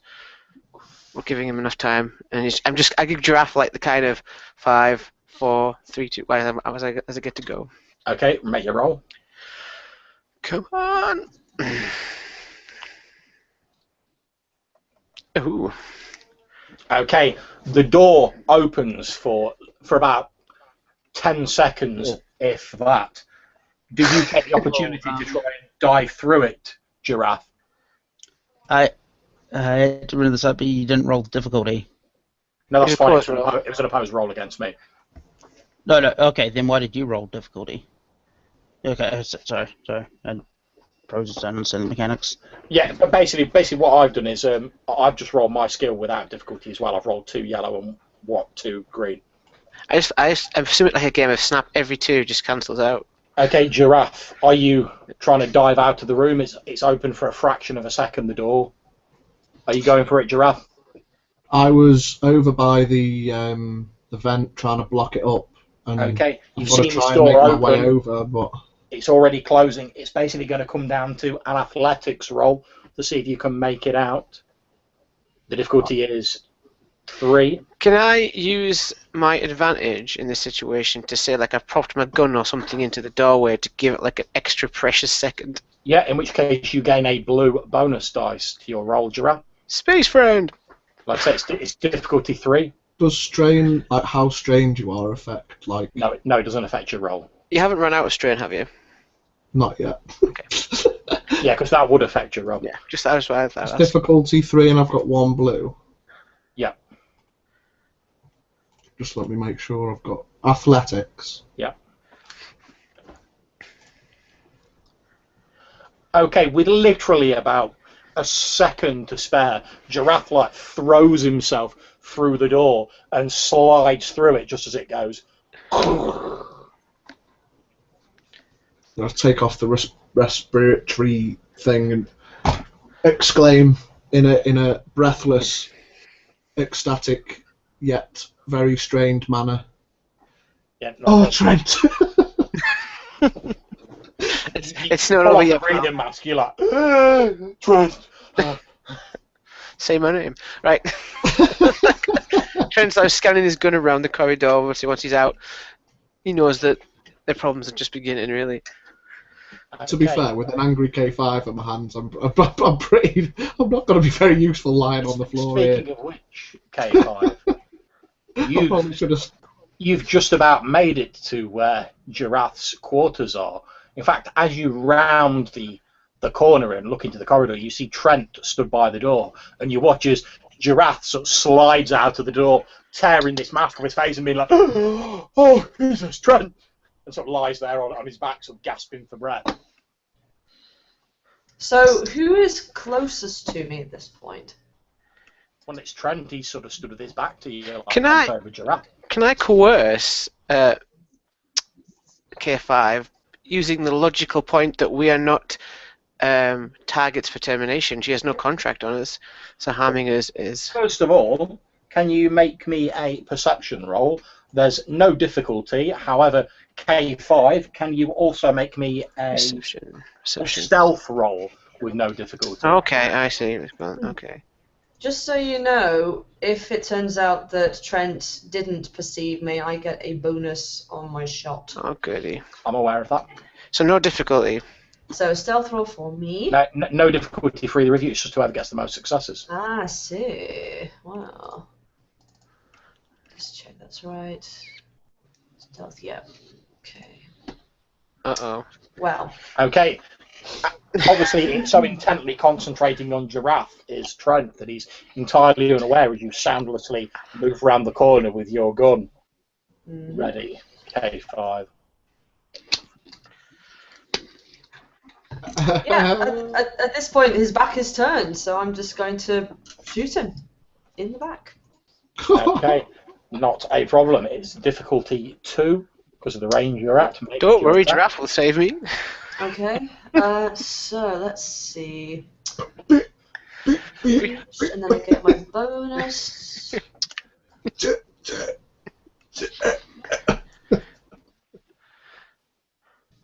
Oh, perhaps my mumblings on the floor did work.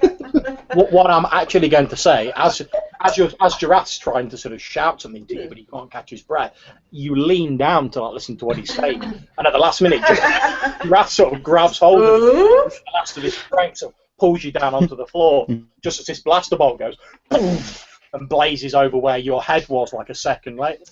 I'm just going to whisper to Trent, "That's twice." And as you sort of turn your head as he's like whispering to you, you can see K5 like walking down the corridor, like gun still like smoking at the end. Okay. I told you not to make it difficult for me. Any chance I could fire back? This will only make it worse for yourselves. Yep, not a problem, Chula. You can fire back. So I pop over my little crate. I'm going to use my strain to focus on my aiming. Make sure I get this droid. I'm going to pull it to stun. Hopefully that would be more efficient than trying to blow pieces off. Stun means that the damage is inflicted to the strain score rather than the wound score. Yeah. I would like to use my dodge talent at this point to give you another difficulty dice to roll with. Okay. So that'll be 3 difficulty. Yeah, right, so I get a strain. 2 of those. So 3 purple dice then, yeah? Yep. Yes.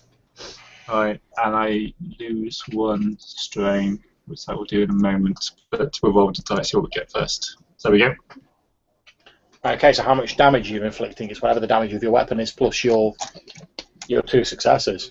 So that's 9 damage base. Okay, so you'll be taking... Have you got any armor or soak, K5?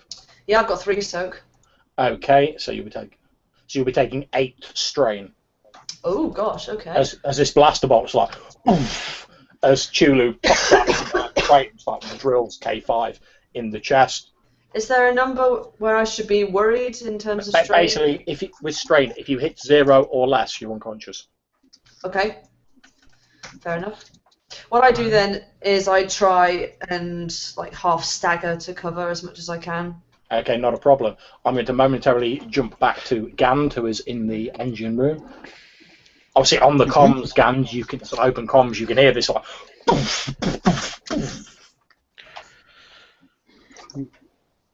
Alright, I try to use the laser head thing on the nearest like comms panel. Open a slit on this side, and then I'm gonna try.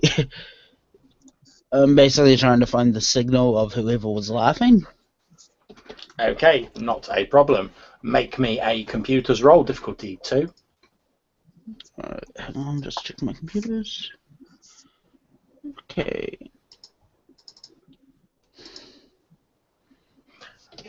Okay, it's weird, but as you try and pinpoint the signal, but the signal is actually coming from all over the ship. Alright, I can converse. Does it seem like I can converse with it, even if I don't know where it is? You suspect that any communications you make on the comm system are being monitored, so you could technically just speak into the comm system. Who is this? What are your intentions? You hear a raspy, low voice on the comms. Again, there's a burst of static, and this low voice says, "They'll all turn on you in the end."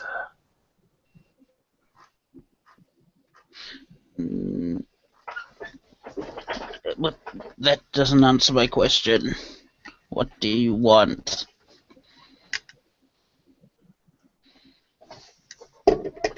And to it now.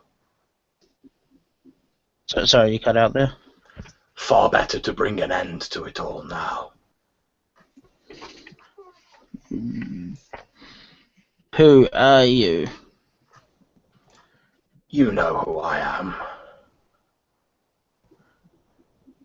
Logical, I wouldn't have asked if I knew.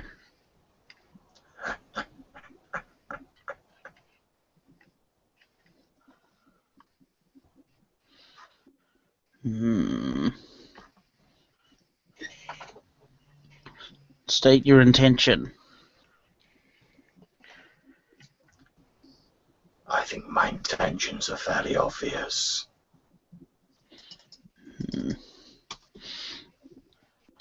Alright.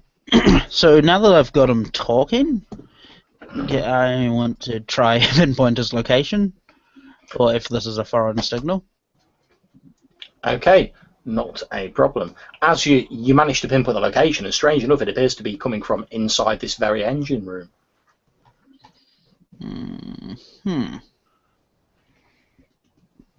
And look around. The lights aren't on, right? They're sort of flickering dimly. Luckily, I have a superpowered lantern. Okay, I understand. You reach in your utility belt and pull out your glow stick. Mm-hmm. What glow rod? I lift it up, activate it, and I look around. Okay, as you look around, you're just in time to see what appears to be a small, dark shape scuttle into one of the air vents. Mm, And they hear this like dun, dun, dun, dun, dun, dun, dun, as it runs down the air vent. Alright, is it logical to assume that this ship would have some way of controlling the vents in Yes. the event of some sort of biological contamination or something? Yes, it certainly has like bulkhead seals which can be used to cordon off sections. I'm going to try activate those. Okay, not a problem. Make a computers roll, difficulty 3. Yeah, not a problem. You now have access to the ship's sort of bulkhead sealants. So I'm going to try seal them in a small, whatever this thing is, in a small location. You seal them on either side with these bulkhead sealants. Okay.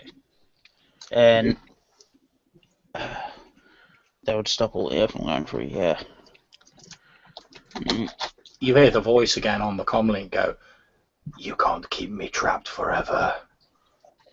You're right. I always get free in the end."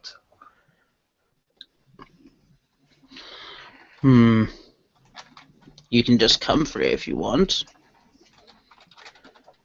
And I opened the one closest to the vent that he originally crawled through. Okay. You hear this like dun dun dun as it starts making its way back towards the engineering room. And I stand there waiting for him.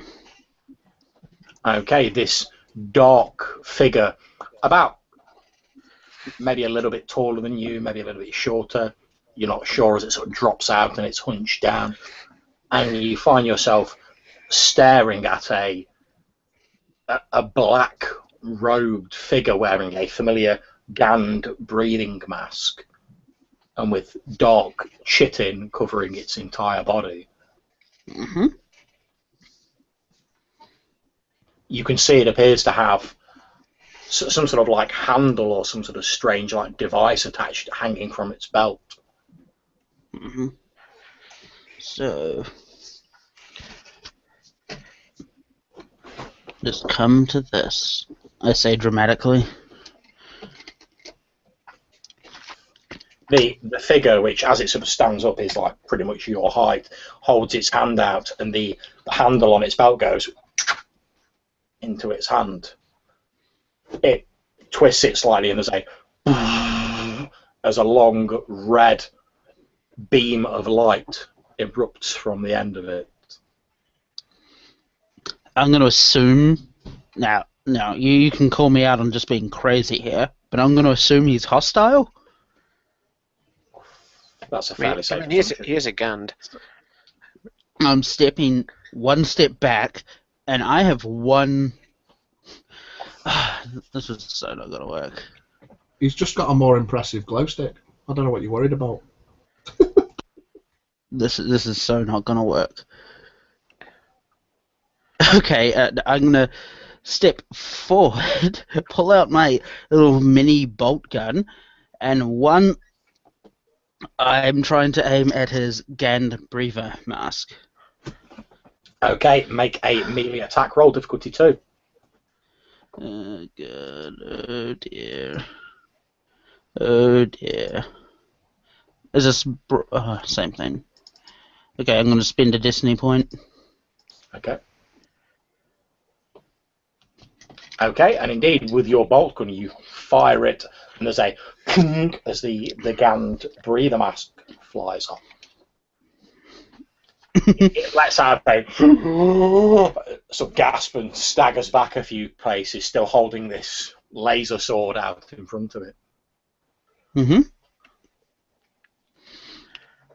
So, it does it look like damage? It has the intent that I did? It's suffocating now?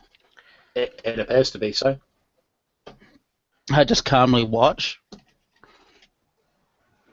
Okay, as you're doing that, it throws out its hand in your direction and then closes its three-clawed hand into a fist. There's a slight sort of like, and your own breather mask like crumples into a tiny ball of metal and drops to the floor. I stare at him, and my voice changes. Oh dear. You destroyed my toxin. I had this brilliant idea too. I would trick everyone to thinking that I needed it to survive. You of course know about the lungless gan that don't need those things. As you're saying that, you say, of course you know about the lungless gand who don't need those sort of things. The figure straightens up and says, yes, I know all about them. And it smiles at you, well, at least what passes for a smile in Gand physiology.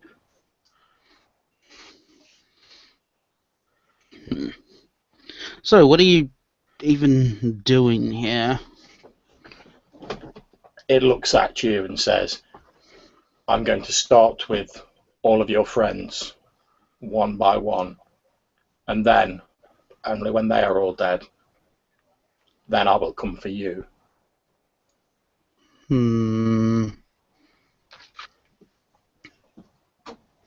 Look, and having known about the lightsaber before, I know that this thing's like probably even more deadly than K5, and seems to be smart enough to keep up with me. So I seal the engineering door. Okay. And I just say, well, I hope they have a way to...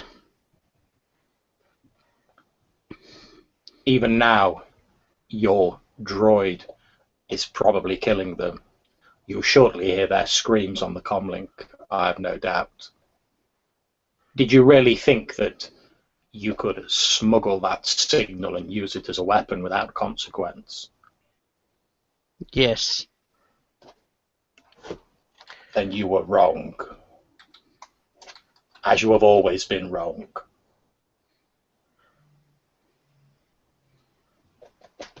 Okay, I'm going to try run into the vent. Okay, make me an athletics roll. Difficulty 2. Okay. Okay. I don't know why I bothered to check. I know I don't have... Okay, you dive into the vent and you start scrambling through it. As you do, you hear a poof, and like this laser sort of blade sort of punctures through the vent as though he's stabbing this lightsaber up into the vent, trying to stab it. You manage to scramble just ahead of it until you reach the door, the bulkhead. Alright, I'm going to activate that bulkhead. Not a problem, you're already in the system. You don't have to make a roll for that. And just to be a dick to this guy, I want to activate the long signal transmitter. Okay. In my room, and I'm going to try sending an emergency signal that contains the file for the code to Admiral Tricor, and then I'm going to activate the bomb for the hyperdrive. Okay. As you start sending the signal out and you've started getting the bomb ready, when all of a sudden you're picking up you're receiving an incoming signal. What is it? As you sort of play the signal back, you hear an unfamiliar voice going, I don't think he can hear us.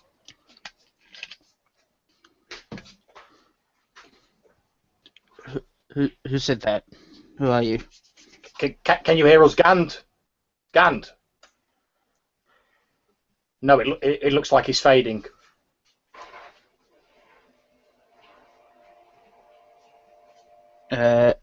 So this is a signal, a transmission that I'm getting? Yeah, it's a signal that's being sent to your ship. Okay.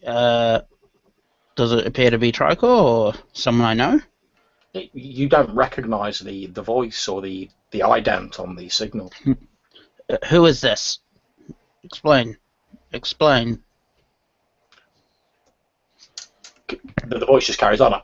Gand, can you hear us? Yes, yes, what is it?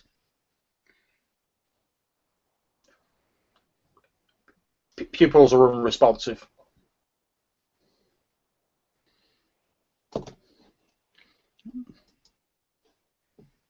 Doesn't make sense. As that's going on, you hear a voice which you distinctly recognise as Chulu's in the background saying, well, there's got to be something that can be done. The unfamiliar voice says, we're doing everything we can.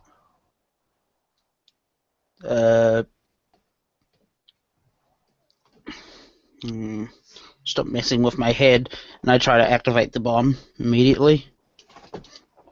Okay, you start trying to activate the bomb, and as you're sort of doing that, you hear the unfamiliar voice on the. It sounds like a sort of strange sort of beeping noise on the comm signal. Then you hear the unfamiliar voice sounding slightly more panicked, saying, "It looks like he's going into arrest. This might be it." And he says that like just as you're like reaching out for the button to activate the bomb.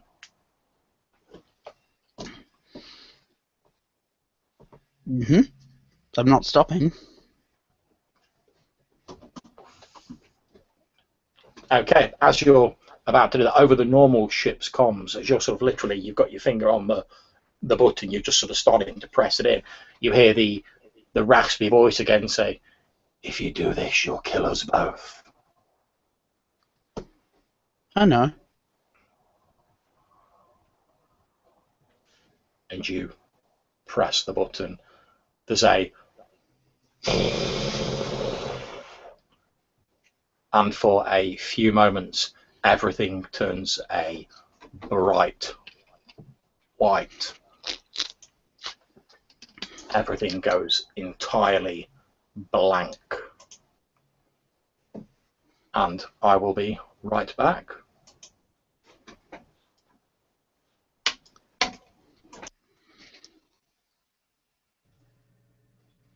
Pew, pew, pew, pew, pew. Meanwhile, I'm massacring everyone else. Me and Jude were like, shoot the head, shoot the head. Aim for the head. So we're all dead now. I think hope- Gand just blew up the ship. I was. As Destiny would have it, he has a John like shield generator which keeps him alive, everyone else just dies. Well, what I'm hoping is that maybe the hyperdrive was damaged to the point where the explosion wouldn't be that great, and because I sealed that room, I just killed the two of us. That's what I'm hoping. If John comes and says, "Okay, you're all dead," I'm so sorry. If the I'm ship so explodes, So new characters, guys. I was thinking of playing a droid. I was going to play a moisture farmer. Let's just all be simple farmers next time. Yes! Let's do that. Genuine excitement at the farming. It is happy if you don't You're mute yourself. muted, by the way. Everything John, goes muted. bright John, white. muted. Oh, sorry. All right, calm down. You're muted. Everything goes bright white. Okay. Trent and Chulu. Yes. It's been 3 days since you were forced to set down on the planet of Crest, or more accurately, the planet of Crestoria in the Crest system. It's a large forest world, pretty much unspoiled and governed by the fairly primitive, by galactic standards, inhabitants who live in large tree cities built on platforms. As you're stood in the room where one of the sort of huts where their chief medicine man who's called Ag Chul, has been ministering to Gand for the past 3 days, ever since you landed here, realizing that some form of sickness or illness was attempting to claim him, and not having the medical facilities to deal with it on board the ship. You sat down in the nearest system, still having the coordinates for Crest programmed in from your previous stop off here. You jumped there and sat down. Now, it was a little bit difficult since the the native Crestorians aren't terribly fond of foreign types setting down on their soil and despoiling their otherwise peaceful planet. However, a bit of smooth talking from Jeraath managed to persuade them that you were actually in dire need, and you persuaded their chief medicine man to have a look at Gand. For the last 3 days he's been sort of tossing and turning in this hut whilst this medicine man administered herbal poultices to him, occasionally sort of muttering broken fragments of nonsensical sentences. As you're stood in the room, his body begins to convulse, and you hear the medicine man saying, "It looks as though his system's going into arrest. This could be it." He sort of looks over and says, I'm sorry, this could be the end for your friend." Chulu says, "Well, there's got to be something we can do." Then suddenly Gand sits bolt upright in bed and he vomits this sticky torrent of what looks like black tar, sort of projectile vomits at the length of this small hut. Gand, the whiteness of the explosion seems to fade, and you're sat on a rough sort of straw mattress in a primitive looking hut. So glancing down, you can see that the droid head C3715 is at the foot of your bed, and a strange figure is standing over you of a species that you're not familiar with. Stood behind him is a very concerned Chulu, Jeraath, and Trent. K5 is there, but K5 never looks concerned about anything. Well, doesn't have a face, so I can't tell. Okay. I look at the figure. Unknown species. Primitive. The figure. Tribal planet. The figure says something in a language you don't understand, and handily C3715 translates and says, The chief healer says that you have had a great evil inside you, Master Gand. Time. How long? 3 days have passed since you fell ill, Master Gand. What happened? When? Well, I came to wake you up as we were preparing to come out of hyperdrive, Master Gand, and I couldn't wake you. We used the ship's biosensors to register that you had some form of infection, but we didn't have the facilities on board to deal with it, so we came to the nearest inhabited system and sought help for you, Master Gand. The other Gand. Other Gand, Master Gand? I'm not sure I understand what you're referring to. Hallucination? What happened to the hyperdrive? Why was I down there? I'm sorry, I don't understand the question, Master Gand. Obviously, all of you that were stood around can hear this conversation going on. Feel free to interject if you wish. The hyperdrive is not broken, Gand. I look back suspiciously. I never said it was broken. He was mentioning something about the hyperdrive while he was unconscious. Yes, that's what I was referring to. Mm. Do you remember calling out Gand? No. Explain. You've been unconscious for days, Gand. You were probably having That's a been terrible established. nightmare. The strange sort of creature who's been bending over you walks over to where there's this pool of black that you've vomited forwards, and he sort of dips a finger in it and holds it up and says something, and the droid K3715 translates as the medicine man says that this is an ancient evil that they call Natui. That reminds me of that horrible gunk that was coming out of them zombies on the ship. When did I fall ill? Several days ago, at least. What was the last thing I did? Well, Master Gander, you went to bed just after we entered hyperdrive to continue on our original journey, and then we were quite unable to wake you. Okay, what did I just do before I went to bed?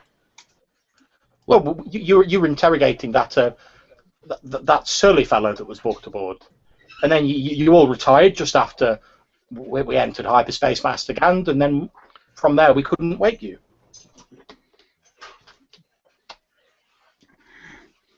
This isn't good. The little droid came running into the cockpit most distressed. No,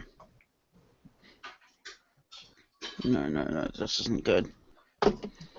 Yeah, I search around to see if I can find my datapad and the rest of my stuff. I'm afraid the rest of your possessions are on board the ship still, so we didn't really have time to bring them down here. Our priority was getting you some help. Take me back to the ship. I'm afraid I'm quite unable to do that, sir.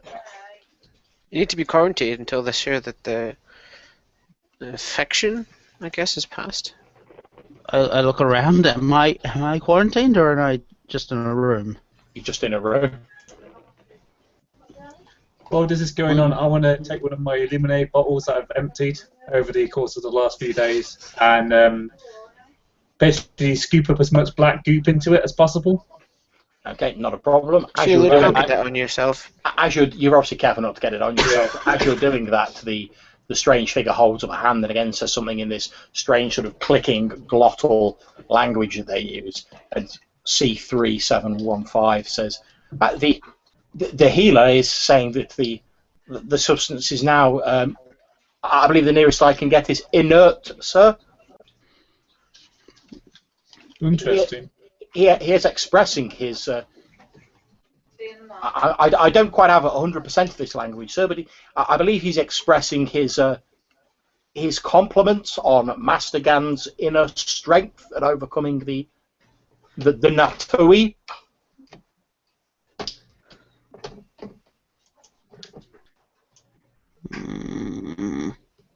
I just look completely annoyed at the situation. You must be hungry, Gand. Let me get you some food. Medical question log. Unknown containment illness. Imperial Order 869. Ask him those questions in that language. And I basically just ordered the droid to ask him the kind of questions that a trained Imperial doctor would do if they had encountered an unknown contaminant. Okay, the droid starts asking the questions in this strange language, and after a few moments, the Crestorian responds. The droid says, I'm afraid, sir, he doesn't appear to have any, what you might term, expert medical knowledge. Much of what he does have is couched in legend and myth, sir. This is a primitive planet, after all, sir. We'll find out about that then. Yes, of course, Master Gan. My apologies. And he turns back and continues his conversation with this Crestorian. What are the rest of you doing while this is going on? Getting him some whatever a Gand eats for food. Or maybe like a gas tank of nice juicy gases. Something he can enjoy. He must be ravished. He's been unconscious for 3 days. I've got like a little bowl of water, and I'm basically getting presumably lots of sweat off his brow and just cleaning him a bit. Okay, not a problem. What about Jeraath and Chulu? What are you two doing? I'm going to have a little chat with Chulu and perhaps just have a little chat over with Trent as well, and basically asking about like what happened on the Kraken and stuff. And go for it then. So, like, did anyone see what happened with Gand? He was talking to some individual, which seemed to be unwell. But Chula was taking care of it when I came past, so I went to a console and started trying to find information about the ship. Yeah. You just gave me one of the data sticks to go and to attach to the other consoles, but I didn't see anything else. He just said for me to shoot the person who was next to him, which I did. However, when I came back to the ship, I noticed that there was a lot of strange fluids all over the decking, and it kind of looked very similar to the stuff we saw in the ice planet. I noticed that as I was going on ship, but obviously we had other concerns at the time, like not getting eaten by crazed crew members or zombies. Yeah. I did recognise the black stuff from when K5 chopped up the zombie on the ice planet. Perhaps it's Enough of this. I want my stuff. It's on the ship. It'll be fine. I will get you your stuff. How about that? I want to go to the ship now. You're not going to the ship. You're too sick. Why? I'm sorry, Gan, but if you are still infected in any way, I'd rather not leave the planet until we're cleared. Okay. John, do I have my breather mask on? Yep.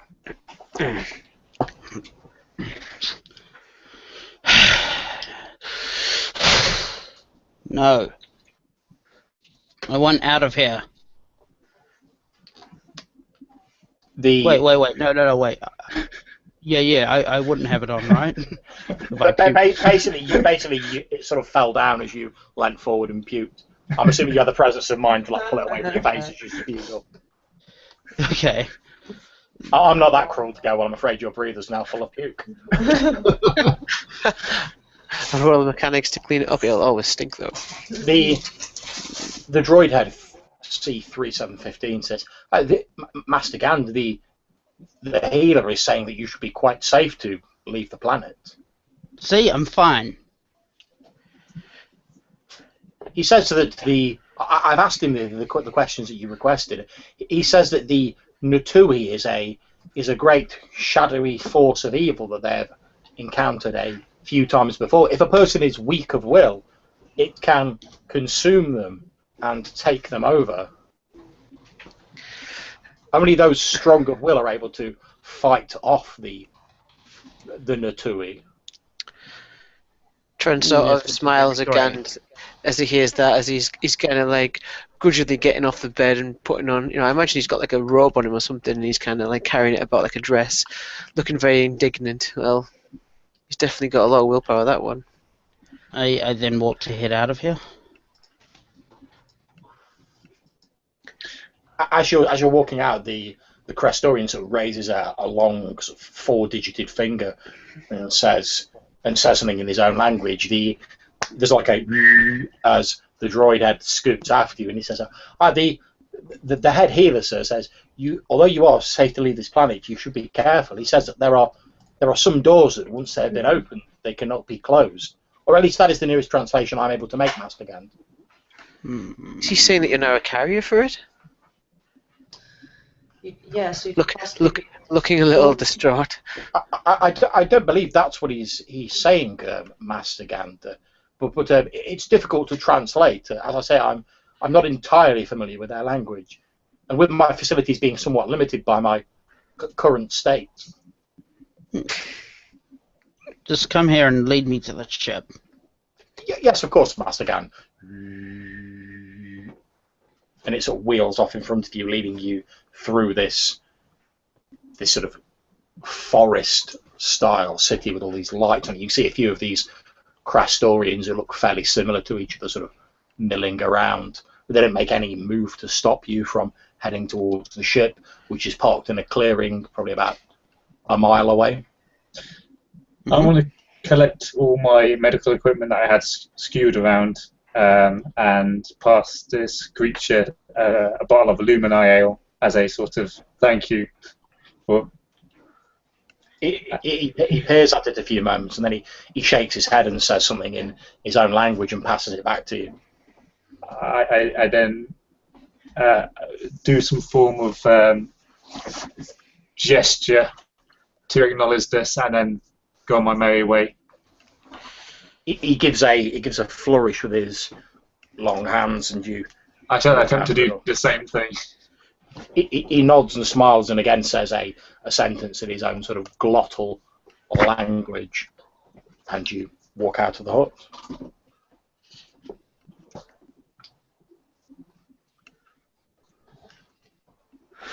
As we're walking back, Trent's should one of us go scout ahead and go on the ship first in case we've been tracked here? I mean, some of us are, shall we say, hunted at the moment.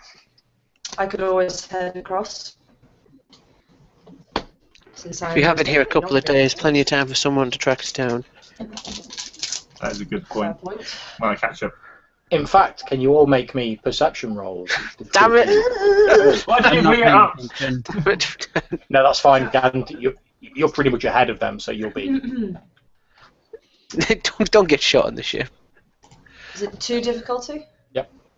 Perception. Perception. Ta-da! Oh well. Not for you. Okay. Basically, everyone okay, except that's for. My bad. Okay. There we go. Okay. Basically, everyone except for Chula, Jeraath, and Gand, because Gand's just stormed off trying to get back on the ship. Trent and K5. In the distance, you hear a. We have company. Rest is out. I told you we shouldn't have lingered here. We could have come back for Gand in a couple of days. Okay, Gand, you've made it back to the ship. Mm-hmm. You can easily walk up the ramp and head on board if you wish. Yeah, I just want to go get my stuff, and I want to check my data pad if I still have that 1,000 credits. Okay. Yeah, you walk back on board and you check your credit ship, and you do indeed have the 1,000 credits. That was real. That was real.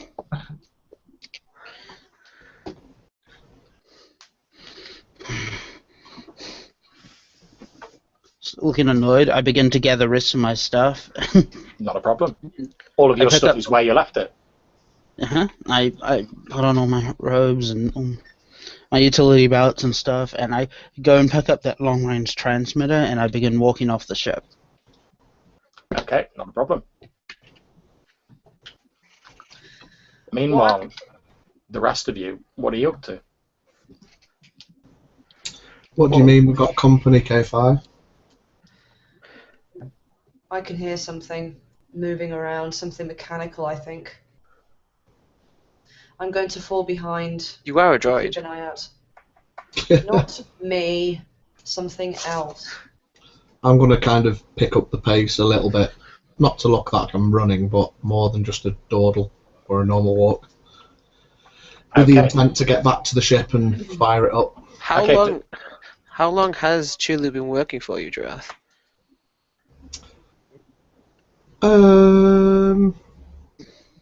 We'd been on a few jobs before we all bumped into each other at Okay.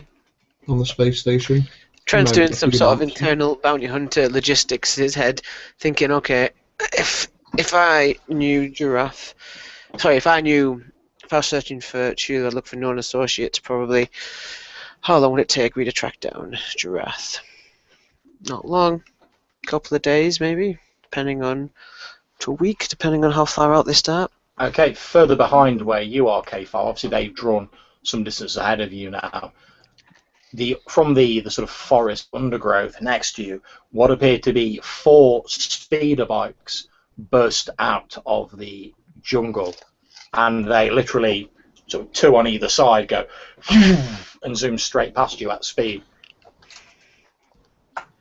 Okay. Would I be able to react quickly enough that I could jump onto one? Well, I'll tell you what, why don't you make me an athletics roll? I certainly It will will. be difficulty 4 due to the fact they're going at full speed. Yeah, okay. Well, but I will still try. Better than thought. Okay. With 1 success, but with your 2 threats, you do manage to jump on the back of the speeder bike, but effectively you're like hanging onto the back of it and sort of trailing out behind it. You've basically just managed to grab your hands, sort of magna clamp your hands onto the back of the speeder bike. Yay. Thank you, Gand. Your magnets. Okay, the 3 of you are slightly further ahead. You hear this as from behind you see 4 speeder bikes moving towards you at speed. From the back of one of them, you can see K5 sort of like trailing along behind it with a hand on the back of it. I'm going to whip out the blaster and Totally break hard. into a sprint. What? Don't shoot me. There's Okay. 4 of them. I don't have to shoot at the one with you on it. Okay, no problems. Can you all make me cool? Well, sorry, it'll be cool rolls for your initiative, which is a simple roll, so difficulty 1. Oh, A cool roll, okay. just be Boom. cool, guys. Just be Just- cool. The shades go on. Trent just like collapses. Lol. He throws himself to the ground. He I faints take from the Trent's possibility of shades. combat. You won't be needing those, Trent. And I dropped to the ground, but the bikes got over me. There we go. Do you not have a difficulty dice? Oh, yeah, you're right. My apologies. John's the DM. He doesn't have to fail. He doesn't want. Yeah. I do. You're absolutely right. Okay, so the way this works is we've now effectively got 4 of the first 4 initiative slots are player slots, and the 5th slot is an NPC slot. So it's up to you guys which players you want to go in which slots. So I'll leave that down to you guys. So we're starting first with a player. Which one of you do you all want to go first? Should we go in the order the dice came out? Kind of, yeah. So you can go first. I'm basically still sprinting towards the How far are we, considering like Gand didn't go that much before us? Can we see the ship? Yeah, you're about 10 minutes away from the ship. Right, okay. That's further than I expected. So I'm pretty much going to start sprinting. I'm still sprinting, but I'm just going to start shooting back at the 2 that, like, K5, I guess, is on. Are they, like, in unison, like in a square? Yes, basically they're in like a formation. So I'm going to start shooting towards the 2 opposite K5. Okay, not a problem. Make your shooting roll. It's difficulty 2, however you gain a black dice since you're sort of trying to run and shoot at the same time.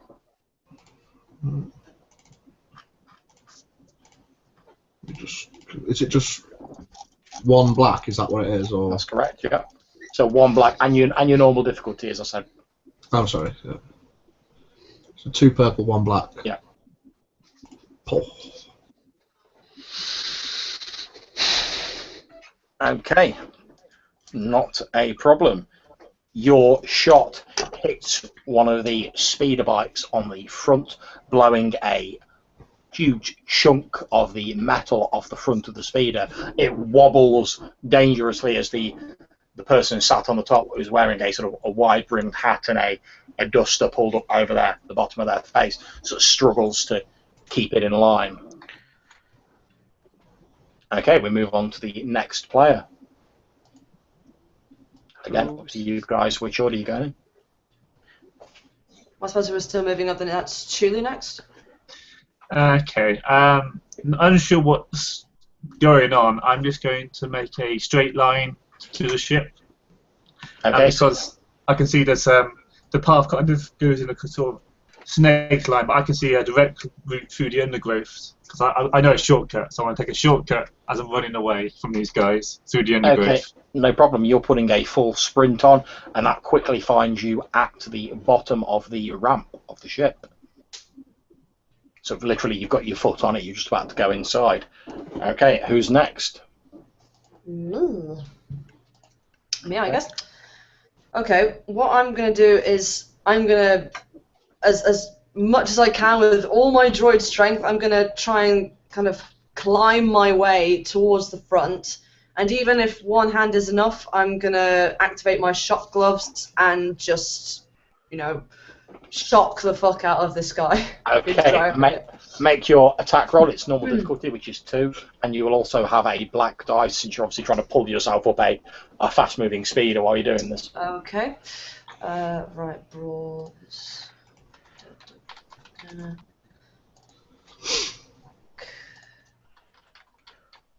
Okay. Okay, not a problem. You slap your hand down on the the shoulder of this figure to send the shock through it. However, most of it appears to be absorbed by some form of armour that the person's wearing underneath their underneath their sort of flowing overcoat. What I'm going to do is I'm going to use the threats that you've rolled now to give that NPC a response, which literally, as you're sort of reaching out and grabbing him, he's just going to turn around, one hand on the steering wheel, the other pulling out the pistol, and just go, ow, and just sort of try and drill you with a pistol, basically. Okay. So difficulty 2. And here's on a...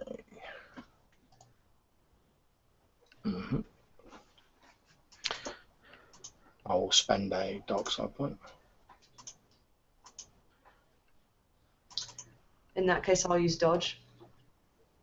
Okay.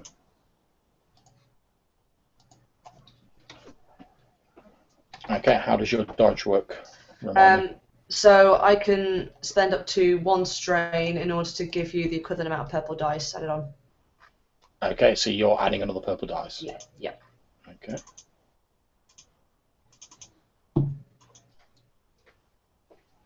Okay, quality, that'll do it.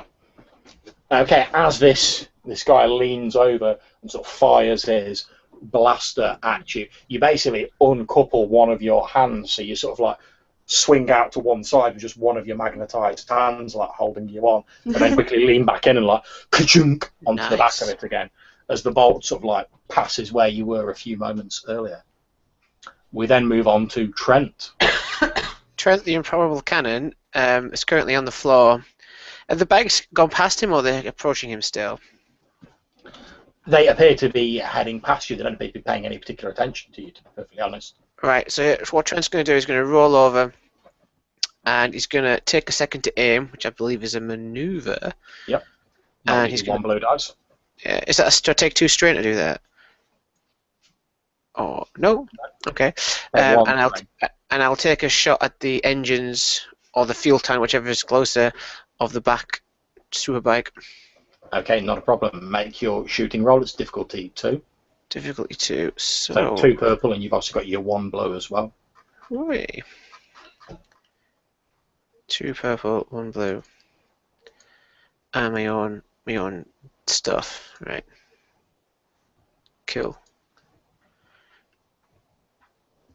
Can I spend my advantage so that because it's from a slug, right? Actually, no. Can I activate the critical quality on my gun for a change? You can indeed. You activate the critical on your gun. There's a as you shoot it into the speeder, into the one that's already been hit. As you sort of hit the undercarriage of it, it basically suddenly like dips down as you hit the grav plate underneath the speeder, and pretty much plows into the ground, sending up showers of dirt and grass into the air, throwing the person off. It was just like impacts with the ground very heavily and lies still. It's half the speed of it, like sticking out of the mud. Don't ignore Trent Cannon. Okay, we then move on to the NPC's turn. There's 3 of the speeder bikes remaining, one of which still has K5 on the back of it. The speeder bikes, suddenly as Chulu like disappears off into the trees, they suddenly go and veer off to the right and head into the tree line. Uh-oh. Is that it? They're coming for you. That's it. Okay. They basically appear to be increasing their acceleration and following Chulu. Mm-hmm. So is it back to me then? Indeed it is. Right. So have I made it back to the ship yet then? Yep, you've got to the ramp. And I guess Chulu's about to come in with me. Yeah, Chulu's just like run out of the trees and is at the ramp as well. Would I be walking out at this point? Yeah, as you guys are just heading up the ramp, you see Gand walking out carrying this sort of signal emitter. As you're walking down the ramp, Gand, you see those two looking fairly panicked, sort of like running towards the ramp. I'll assume it's for something ridiculous. I'll continue walking down. In relation to strength and height, etc., Thasheef, how would you proportion Gand to Jeraath? How strong and tall is Jeraath? Well, quite tall and quite built, as you can tell by the picture. Oh, he definitely has mass. It's Gand difficult. isn't It's actually difficult to. Yeah, it's difficult that to much. assess Gand's strength because he's an insect being, so the normal sort of rules of how like mammals apportion strength don't really apply to him. He has a different physiology. You would know that things like ants can lift like way bigger than their body weight. Yeah. Okay, no problem. I'm going to sprint up the ramp with the aim to head to the cockpit to start getting the initial checks ready. And as I go up, I'm going to shout to Gand. Gand, we've got people after us. You might When you want say to initial cover. checks, do you mean like turn the ignition on and go? Well- Just go. Put the key in. Because Giraffe's never struck me as someone who waits around. Well, yeah, it's the initial Okay. checks being firing it up. Yeah. you're Gand, just- can you please make me a cool check?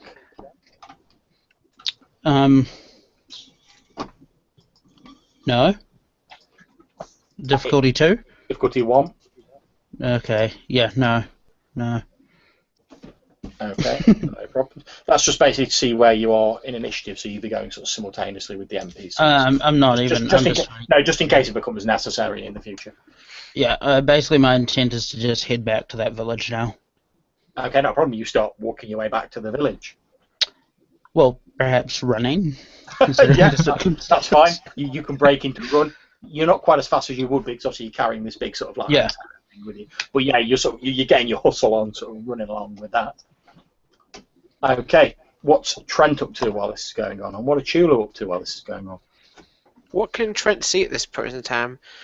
Because if they've gone in the undergrowth, can I still see what's going on? Or No, basically all you can see is the sort of trail that leads up to the ramp of the ship, and you've just seen sort of in the distance Chulu like burst out of the trees and run to the bottom of the ramp, just as Jeraath runs up the ramp and Gand walks down the ramp carrying the signal emitter, and he's like, and then just like starts like running past them like in the direction of the village. Right. Trent's going to start running for the ship then. As fast as his two little human legs can carry him. If Okay. Draft's getting off well, then... Not a problem. As you're heading towards the ship, K5 on the back of one of the speeder bikes. The 3 speeder bikes have burst out of the undergrowth near the ramp up into the ship. Obviously, you can see this Trent. You can see K5 still on the back of one of them. The 3 people then basically sort of like pull their speeder bikes to a stop at the bottom of the ramp on the ship. The one who's on the bike that you're on, K5, holds out what appears to be an Imperial peacekeeping certificate, i.e. an official bounty hunter qualification towards you, and says, "This is official bounty hunter guild business, please don't interfere." Well, why were you lurking around our ship? We have a licensed bounty acquisition on board that ship who we intend to bring in. I was going to say, I put on a poker face, but then remembered I'm a droid, so... You've always got a poker face. Yeah, exactly. I've always got a poker face. This is a super poker face. And I say, I don't know anything about a bounty. Are you not getting mixed up with another ship? The 2 of the people who've jumped off the 2 of the bikes are sort of walking up the gangplank, whereas the one who's stopped and is talking to you, K5, it's a fairly soft voice, obviously a female voice, holds out a data pad towards you and says, "I don't believe there's been any mistake made." And as you see the data plate, you can see the picture of Chulu on it, and it says 6,000 credit Imperial bounty. Okay, okay, what I'm going to do is really carefully and subtly turn on my comlink so everyone else will be able to hear this. And I'm going to slowly, slightly moronically read out what it says. So, Chulu banter, 6,000 credits. Wow, that's a good bounty. Who is this Chulu? You guys hear that on the comlink. The person who's talking to you says, it doesn't matter who they are, this is a legitimate bounty, and I'm here to collect it. I must say, if I was an organic, I would be rather jealous of this acquisition. That is a lot of money.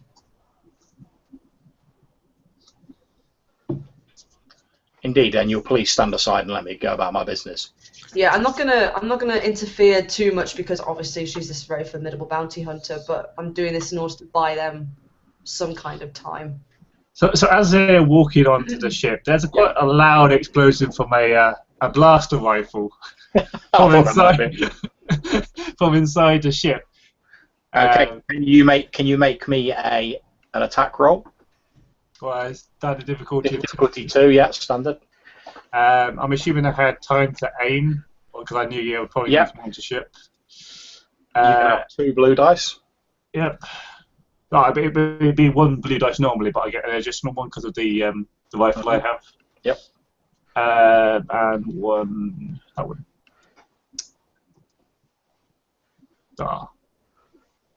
Wasn't that great? Okay, what's the damage you're doing total?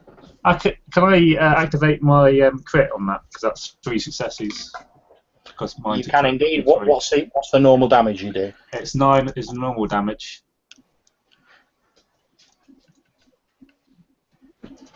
Okay, not a problem. Since you've activated the critical section of your weapon, can you also please roll me one of the percentile dice? It's 100%, yeah. Yeah. There you go. Okay, 57.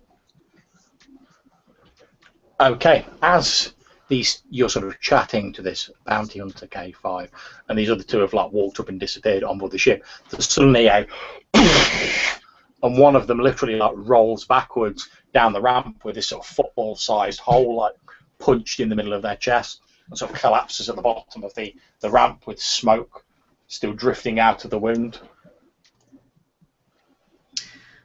Well, it appears they know you're here.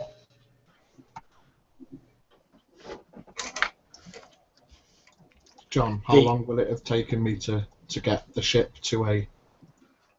You're in the cockpit, you're getting everything ready. Obviously the combat rounds are very short, so you're still getting everything ready. Okay. Surely one of them is going to fire back at you. Well, the only one that's left.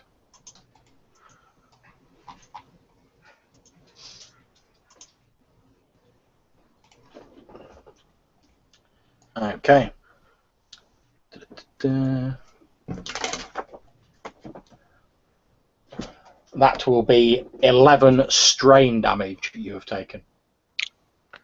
As a bolt of energy from a blaster set on stun sort of hits you in the shoulder. Okay, so that puts me on 0. Okay.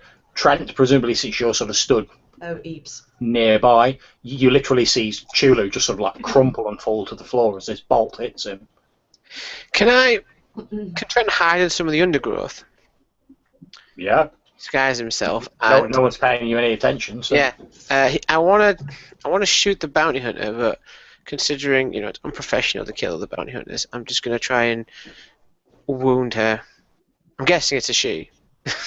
Certainly the one talking to K5 is a she. The one who just shot Chulu on board the ship. Oh, right. Yes. Yeah. Okay. I'll shoot the bounty hunter in the ship.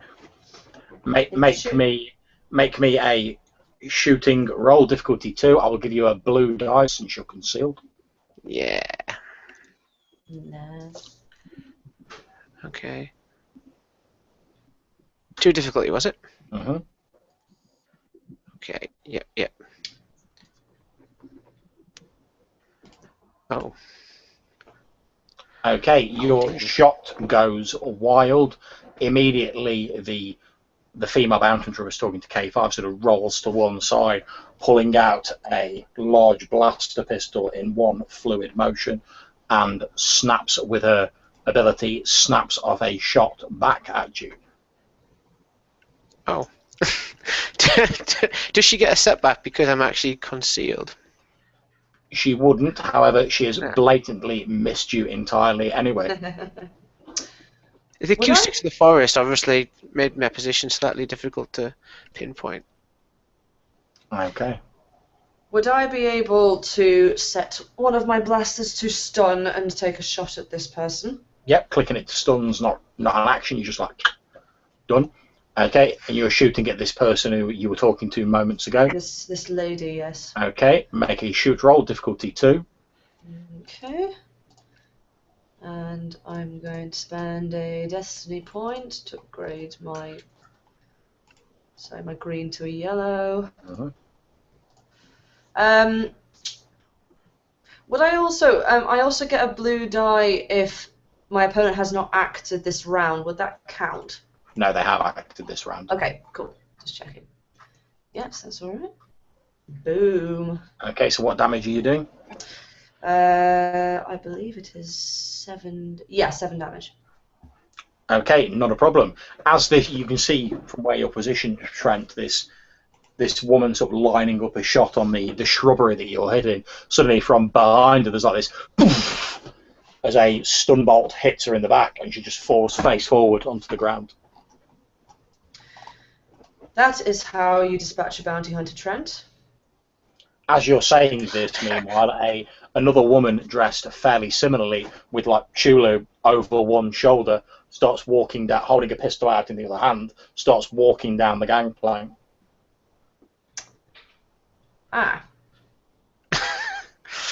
Alright. There's more of them than we thought. I think that was the one that was left. Indeed. Okay. Trent can Trent take a shot at this woman, or is she gonna get to act first? No, you will get to act first. Okay. It's difficulty 2, however, I will give you a black dice, since obviously you try not to hit Chulu. Okay. Or is he? Oh, can I aim and can I take a second to aim since I'm and suffer strain to do so? You to take get a blue that die? 1 strain and you gain a blue dice, so that's 2 purple, 1 blue, and 1 black. I bounce it out. Hopefully. This is for you, Chulu. This is for you. Well, it could have been worse. Can I say that I don't hit her, but maybe I make a drop, Chulu, or at least she turns towards me and gives K5 a more advantageous shot. Yep, what I'll say is she basically, as she's stepping off the gangplank, your shot sort of drills into the ground near her feet, and she's forced to sort of stagger to one side, exposing her back to K5 as she sort of pirouettes round to avoid dropping Chulu. Mm-hmm. Which will give you a blue dice for your shot, K5, which is actually coming up now. Whoop, whoop. Take the strain. Okay. I'm gonna do another stun shot Okay. and also spend a destiny point. Is it 2 dice again? Indeed. 2 purple? Yep. I set you up though, Kev. Yes. Not a problem, there's another. Without you. And this woman just like crumples to the floor with dropping Chulu on the ground next to her. Okay, so what I'm going to immediately do is go over to the one nearest to Chulu and drag her. So she's next to the other one effectively, and Yeah, not a problem. bind them both with cuffs that I have. Okay, you've got the engines turned on Jeraath.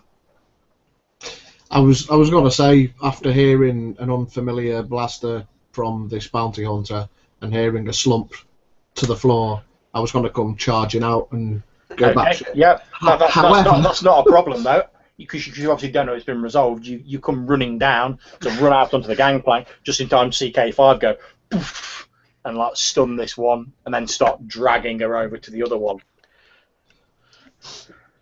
Right, so I'm quite annoyed at this, so I'm going to pick up Chulu, head back into the ship. Anyone that's coming, I'm going now.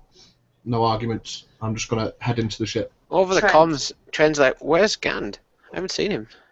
Speaking of which, have we got Gand there, or has the ship disappeared? Maybe he's suffering from the dream fevers again. Okay. He's in a long distance call. In which case, Gand is still tootling off towards the village. Trent, what do you say about taking these two with us? They could prove to be useful. They could be, yes, but Our other choice is to simply leave them here, although they would know that we had escaped. I would go for leave them because professional pride dictates I don't kill another bounty hunter unless... The only thing I worry about is they may have a way to track us. Maybe. And they now know what the ship looks like. Maybe, yeah, possibly.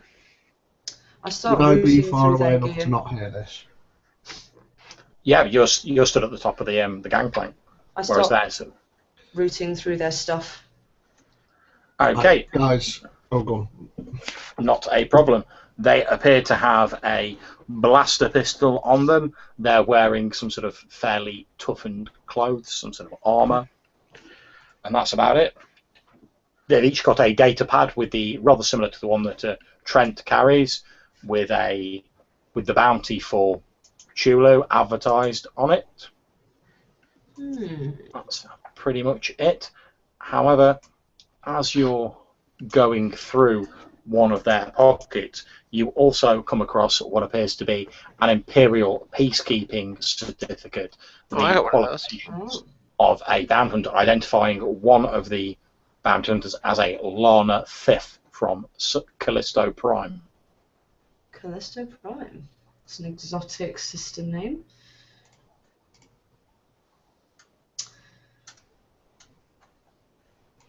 I have an idea, but it might not work.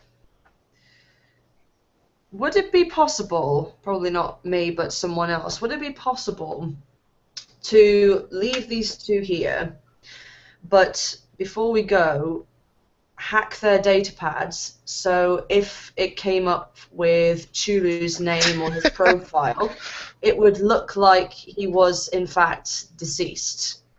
So See, someone had killed him, or he died, or something like that.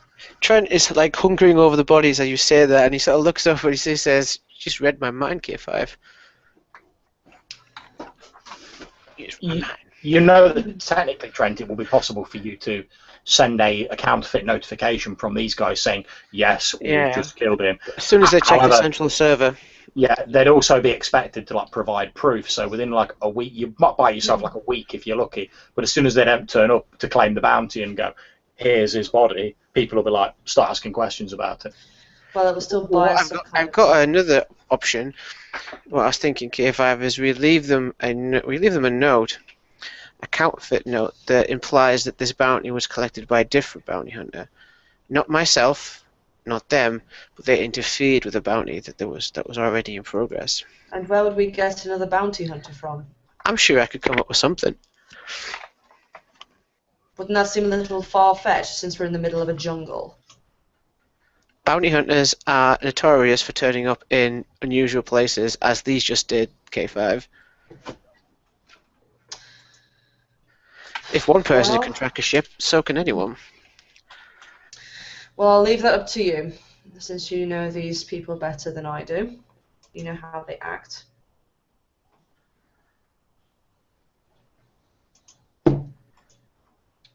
What say you?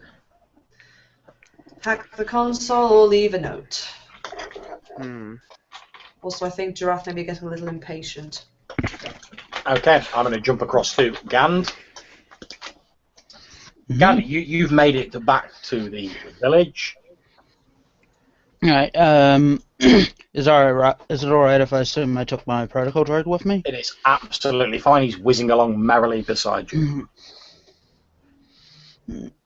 And I'm going to try find that hut where I was. Yep, not a problem. You soon find your way inside and you see the old medicine man is still there, this blue-skinned, wrinkled Crestorian with his wispy white beard. Can you translate for me? I believe that should be possible, Master Gand. Tell him that I'm thankful for his expertise in aiding my recovery. He repeats, basically, I'm going to assume that anything you say now, he'll Okay. repeat, and I'll just respond for the Crestorian, but it's actually coming via the droid just to keep things Okay. simple. I'm just going to insert Master Gand every now and again in my head. Yeah, that's fine.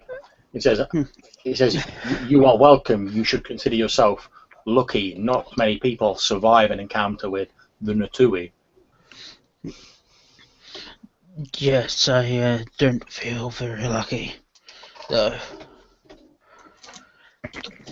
Those It's all right. I apologise, please. No.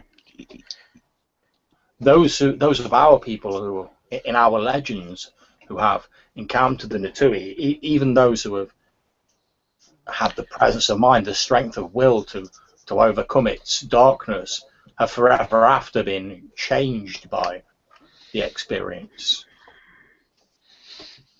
Doesn't sound good. Is it alright if I stay here longer?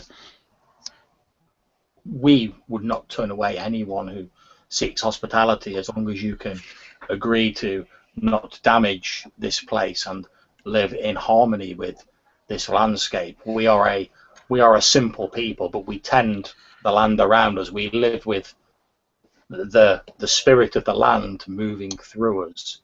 It guides our actions. Those from outside often do not understand. Indeed. Yes, I would like to stay here much longer. We will not turn you away. And a nod, and I kind of sit back down. And what of the others? Are they wishing to stay as well? I don't know. They're probably gonna go somewhere.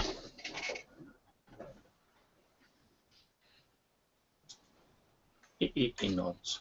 Says, and what is it you hope to find here? I'm not sure. It may be wise for you to remain here for a time, but you will not be able to remain here. I sense your, and he says a word that C3715 says he thinks might mean destiny or fate or something along those lines, but he's not sure. I sense it does not lie on this world. Those who have been touched by the Natui can accomplish great deeds, either for good or for ill. Whether your path will be a dark one or a bright one, I cannot see. I'm not sure what you mean, but I definitely want to stay here at least a few weeks. Then you are welcome to stay and recover from your experience. We are a simple people. We do not have much to offer, but what hospitality we do have to offer is yours.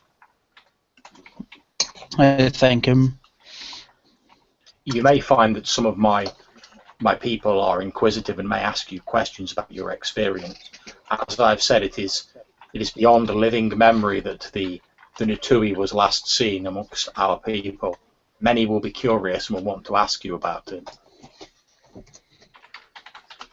I'll happy to oblige them.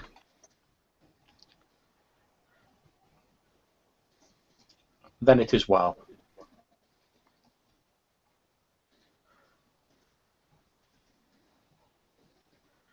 And he sort of escorts you down to the village, and he chats with a few of his fellow Crestorians, and they begin making provisions to have you set up in a small hut. Mm-hmm. The elder says he hopes that although you may get occasional Crestorians looking to ask you questions about the Natui, you should be relatively undisturbed there. I'm fine being disturbed. Okay. Jumping back to the Morning Star, you've literally got the keys in, Jeraath, the ignition's on, your foot's on the accelerator pedal. Trent or K5, is there anything you can do to keep an eye on Chulu and try and revive him or get him conscious? Medical training isn't my forte, but I can give it a go. Well, but No, basically, no. with both of your knowledges of like stun weapons, you know that like it's only a matter of time before like the stun effect wears off. Yeah. Right. Okay. Likewise on the two people you've stunned. K5, can you check the ship for tracking devices? Yes, If you've got your goggles with you, or I your do indeed. It will take a while though, since I have to walk around the whole ship.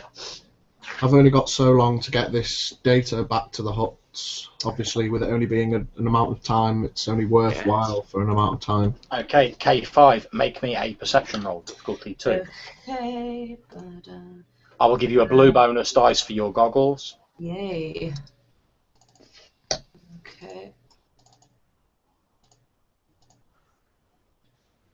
Okay, as you're searching around, you know that obviously they only really got into the sort of cargo bay area sort of immediately up the ramp, so you mostly confine your search to there. And as you're searching around, you do indeed find a small tracking device, which obviously one of them stuck to a crate as they walked in here. Yep, you detach it. It's got a simple sort of grapple. It easily comes off. Okay. Am I able to just destroy it the old-fashioned way? Yeah, it's a. No, wait, offensive. don't It's do that, dangerous. K5. No, wait, don't do that. What? What do you want Got to a better idea. Stick it to one of these swoop bikes. Drive it a few miles around. Ah, clever. Can we not just stick the bike on an autopilot? Because I'd rather not wait for you to drive around for a few miles. Possibly. Just stick it on autopilot until it hits a tree. That's certainly doable. Yeah, I wasn't sure if those kind of bikes had autopilot, but Technically, they don't really have an autopilot as such, but Well, just- if you're just- they do have like an auto accelerator. you Jam just the like jamming the accelerator. controls, yeah. Pretty much, you just sort of like putting a brick on the Okay. accelerator pedal and like aiming it. All right, I do that. Not a problem. You tunk the thing onto the back of the speeder bike and off it disappears down the jungle trail. Trent's going to leave a note on the data pads. He's going to write. He's going to basically say that this bounty's already been collected by another bounty hunter, and he's going to pick someone they would not like to cross. I will let you decide who that is, John. To Okay, whoever no you problem. whoever you want put me to in a tick fairly- off. You put in a fairly sort of random bounty hunter name and just bang it on the data pad. Not a problem. Say back off. All right, now all we And need again. is Gand, and we can go.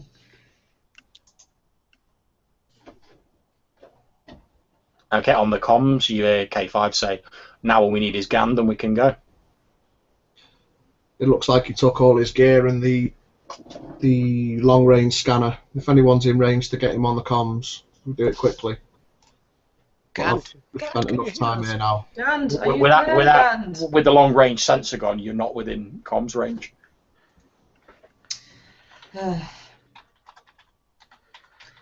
I gather that with it being a 10-minute sprint to the ship, it's like quite a way Why don't we away. just use one of the quad bikes? I was going to say, it is a way away, but you have got like at least one fully functioning speeder bike, just say it. Not quad bike, sorry, speeder bike. If somebody wants to go try and get him, go now. I Not think around long. I think He'll I'll assist check. me. I'll go. I'll check on Shula. K5 knows Gand better than us. Yeah. She has the human touch. That was sarcasm. Okay, K5 jumps on his speeder bike and disappears off in the direction of the village. Since like a scene has now passed and obviously all strain has been recovered, Chulu, you start waking up.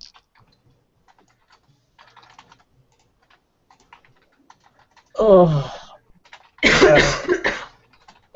What happened after I just You got shot, Chulu. Stun shot.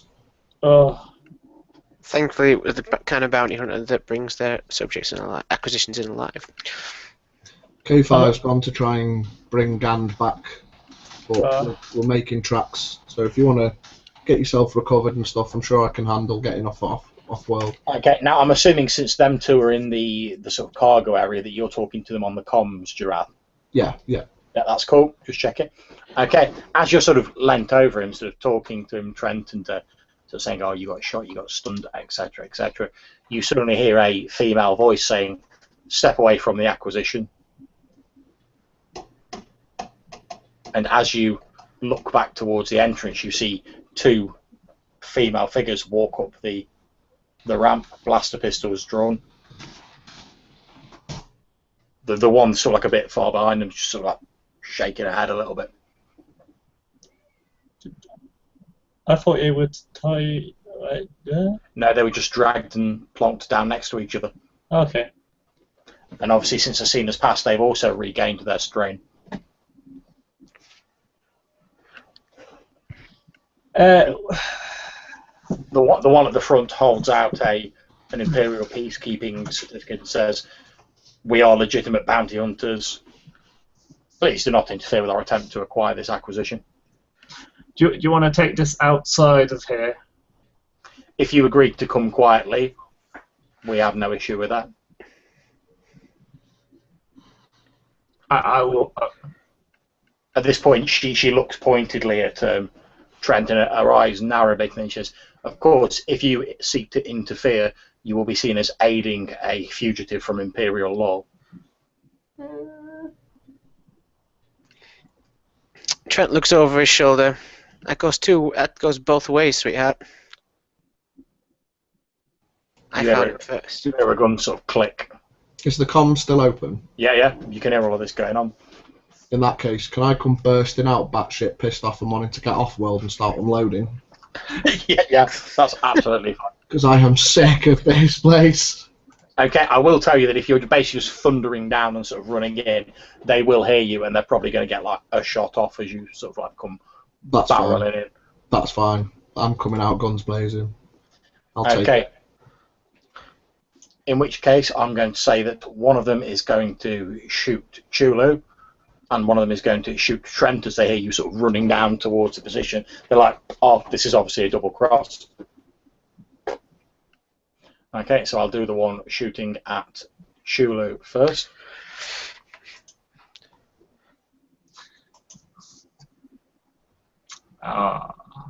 Okay. However, distracted by the sound of Jeraath's thunderous approach, or perhaps it's the fact that she's still shaking off the effects of the stun, her shot's aimed very poorly, perhaps her vision's still a bit blurred, and you just like roll to one side.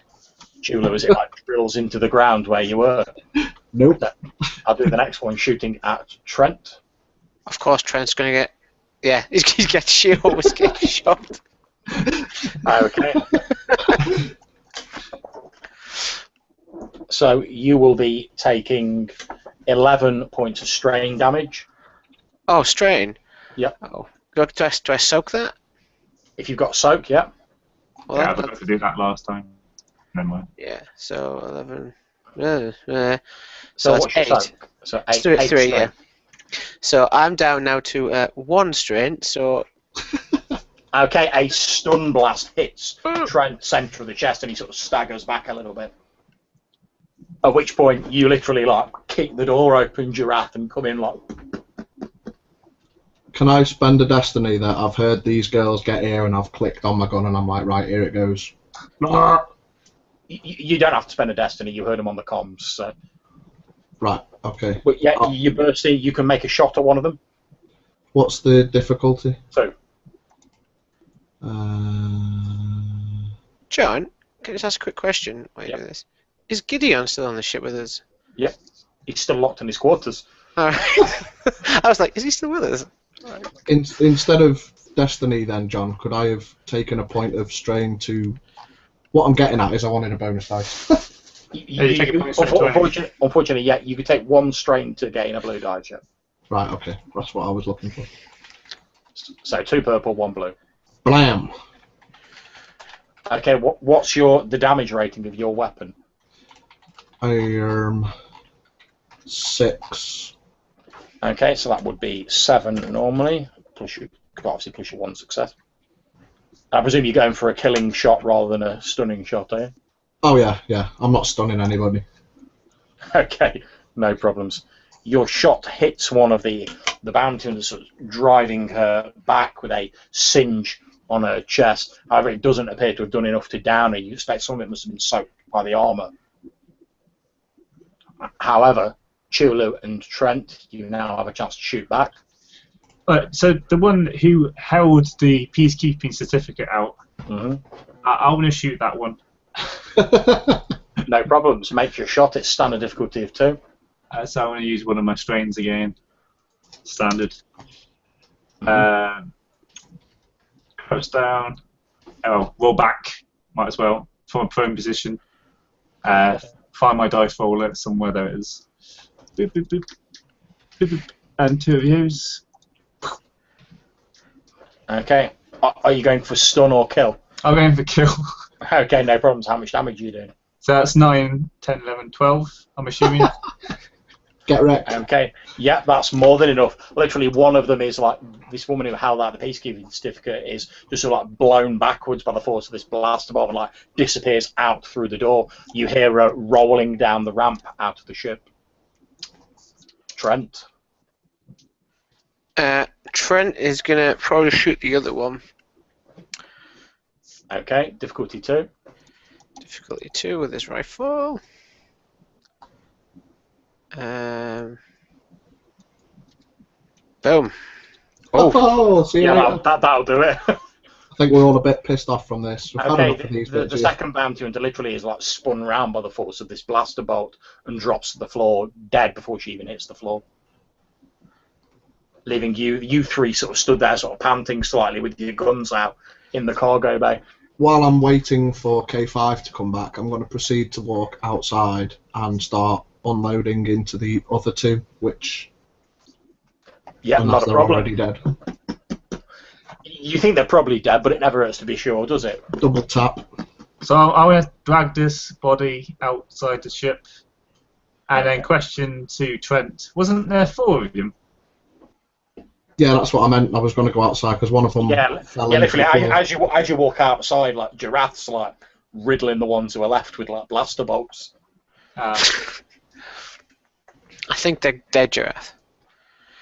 Let's get out of here. Jeraath's like, I just wanted to leave. Okay, meanwhile, K5. Zooming away on the speeder bike, you arrive at the outskirts of this idyllic forest village with its small sort of... Well, they don't appear to actually be sort of like electric lights. They appear to be some form of sort of luminescent plant light, which has a strange sort of orb-like structure to the flowers, which glow amidst the trees. You can see members of this Crestorian people sort of moving around on the gantries. Okay, I do the comm and say, Gand, are you still here? Okay, Gand, if you've not turned off your comms. I actually have. Okay, that's fine. In which case, you hear no response, K5. Okay, I try again a couple of times and realise that he's turned his comm off. So I go over to the nearest Cresturian I can see, and I know that I blatantly can't speak their language, but I just say something like, "Where is the small one?" And I like do this with my hand, like a small person. He looks at you and then says something in this strange sort of like gulpy, glottal language, and sort of stares at you. Oh, where's that droid? Am I able to try and get a link with the droid? You can attempt it. Yeah, I will attempt it. Go for it. What do you say? I need to know where Gand is and Quig. Okay. Gand, Master Gand is right here. Gand, in the sort of hut that you're in, the C3715 says, Master Gand, I'm receiving a signal. I believe it's from the assassin droid from the Morning Star. Do you wish me to respond, Master Gand? Alright. Do so. And I walk out of the hut. Okay, as you walk out of the hut on this, you're sort of high up on one of these gantries, you can see K5 stood next to a bewildered-looking Crestorian. K5. You hear a voice shout down. Oh, good. Gand. I head up. Yeah, no problem. We're ready to go, Gand. Are you ready? No. What do you mean, no? I do not wish to leave. Why? I want to stay here. I feel kind of worried. From what he's implying, it sounds almost like maybe this kind of species has induced him with something that wants him to stay. Maybe he thinks it's so beautiful or something. Well, why do you want to stay? Look around. This place is so nice, don't you think? Yes, but we have things to do, Gand. All of us have things to do. Especially Jeraath, who's rather concerned about his daughter right now, it seems. You're not sounding like yourself. An assassin droid. I would say the same about you. That I'm an assassin droid?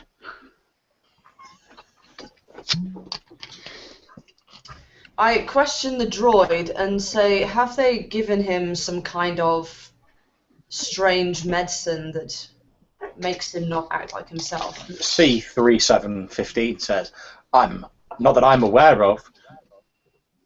I believe Master Gand is fully in charge of his own faculties. Okay. I wish to learn from these people. They knew whatever that thing was. As you're saying this, you notice further along the gangway from another hut, you think it may be the same Crestorian you spoke to earlier, the healer. It's difficult to tell because, like I say, they all look fairly similar, apart from some minor difference in the mottling on their faces, which is virtually incomprehensible to you. But he walks over and says something, at which point the droid translator says, does one of your friends wish to remain here as well? I look at K5. Well, do you? I already said we have things to do. Well, apparently you'll have to do them without me. I ask the droid again, C3, is there any way you could extend my comlink signal to the Morning Star? I believe if Master Gand is willing to power up the antenna array, then you should be able to use it to boost your signal to the Morning Star.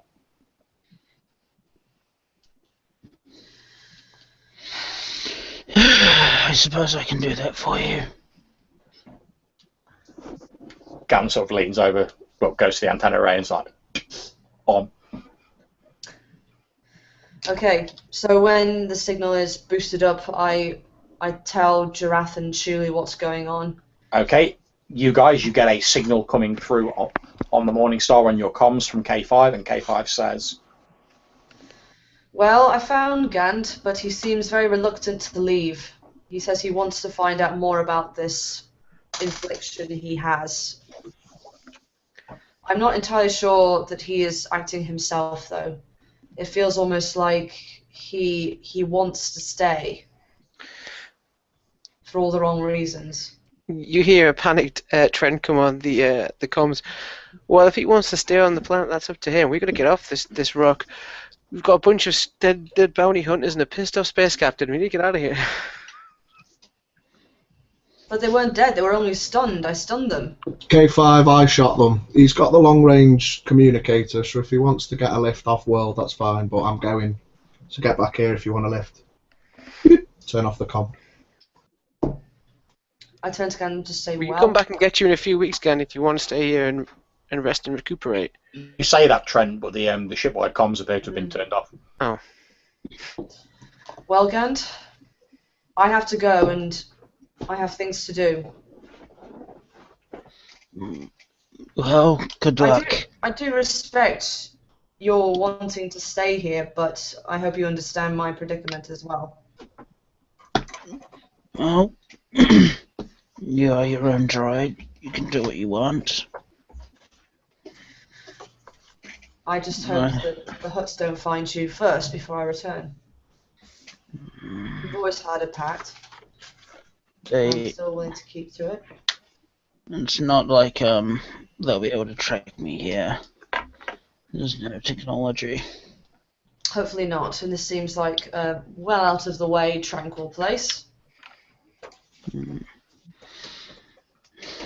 The Crestorian speaks again, translated by the droid, obviously, and says, "We have no needs of the evils of the outside worlds here. This is a place of peace, of simple harmony. We live with the spirit of the forest moving through us. It guides us in all things."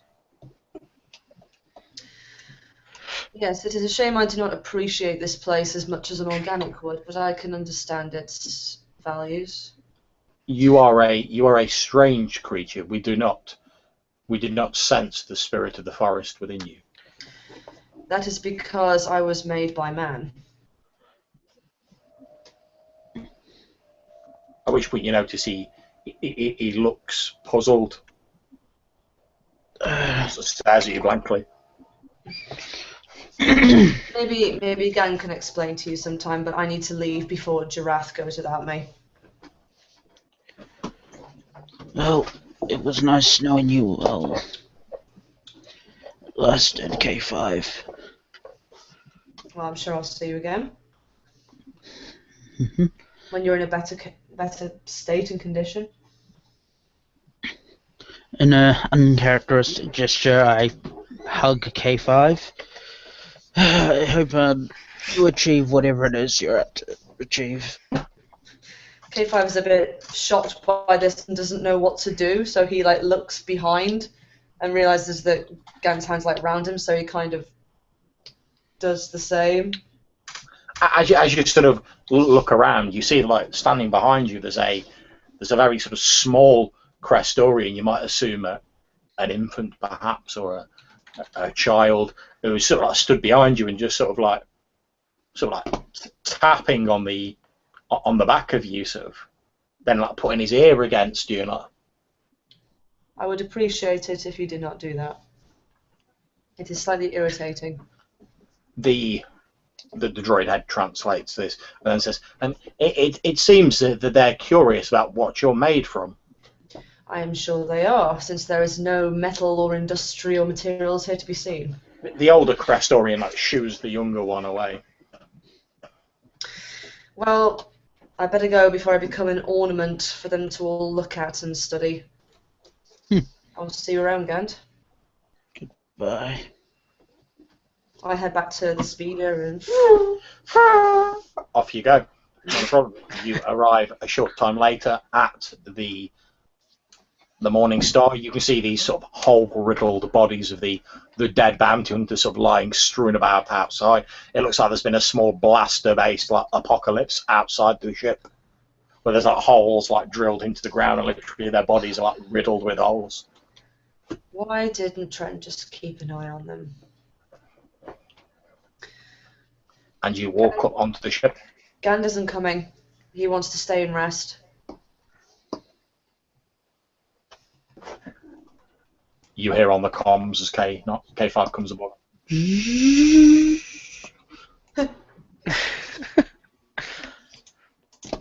Hopefully with me on the ship. It's probably for the best. He spends too much time around machines. No offense, K5. None taken. Not a I'm problem. simply a machine. As you're talking, the Morning Star lifts off. The thrusters fire. Where you are in the village, Gand, you see rising above the tree line the Morning Star as the thrusters fire on the back of it, and it zooms up towards the outer atmosphere. A number of the Crestorians have gathered in what you assume to be their village square, and they're sort of pointing up, their mouths open at this ship as it and disappears off through the atmosphere before being lost to sight.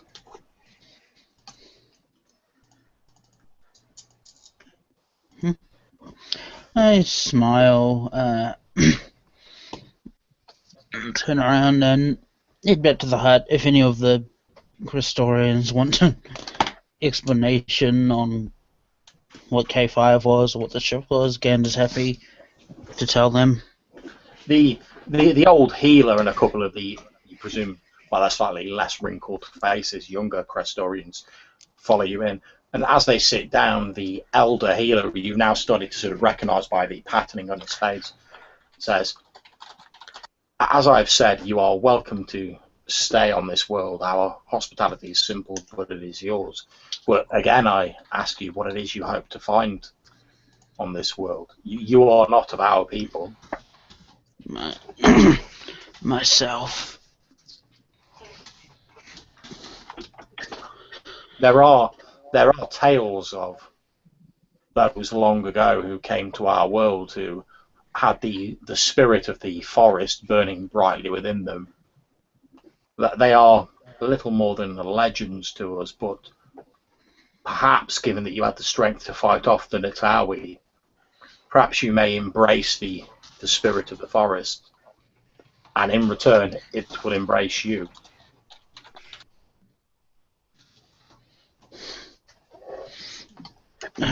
You know what? I hope so too. Then I will speak to the rest of the tribal elders, and if they agree, we will attempt to teach you something of our ways of how we let the forest speak through us and guide us. Most appreciated. However, there are techniques and lessons that can only be taught in our native language. Your small blue friend will not be able to translate them accurately. Before you begin learning with us, you must master our language. Given my intelligence is 4, and based on the robot's translations and what he's saying, I managed to cobble together in his language, I understand. His eyes widen slightly and his mouth stretches in what might be a wide smile, and he nods, putting a hand on your arm, and says, "Then it is well. Rest now, though, and tomorrow we will talk of this more." I nod to him. And he turns round and walks out of the hut. Meanwhile, back on the Morning Star, out of the atmosphere, what are you guys doing? Trent is going to be in the cockpit talking to Chulu and Jeraath. But, just seeing everyone's all right, seeing if Chulu's recovering okay, and asking, even though it's none of his business, is there a reason why they're trying to capture you? Well, I suppose the truth's going to come out at some point. I sling my my rifle onto the desk with a big clunk. See this thing here? This the woman who placed a bounty on me. This rifle belongs to her. You see. Did you steal it or something? It was given to me. I was part of a group known as Raiders, and we were a mercenary group sent to target places to take out, much like your bounties, but a bit more on the side, a bit more behind closed doors, a bit more, let me say, cash and credits in hand. So we would do things a bit more dirtier than what you expect. Business off the books. Yes. However, there was one occasion where something didn't quite go to plan. I fled, and I blame myself for my companion's deaths. And it seems that she may have eventually cottoned on that I'm still alive, and probably wants me alive or possibly dead. Seeing as the fact that he tried to capture me alive could prove that she wants to question me. But what do you know that she wants if you were friends? It's difficult to tell right now without investigating further. Well, it seems our problems are mounting. My family were taken by the Imperials, you're hunted by bounty hunters. Giraffe's balls are in the clutches of the Hutts. If I don't get this information back ASAP, then I might fear for my daughter. Apologies for that outburst there, guys. I realised that it probably caused more problems than it solved. However, Outburst? I'm sick, Either of us.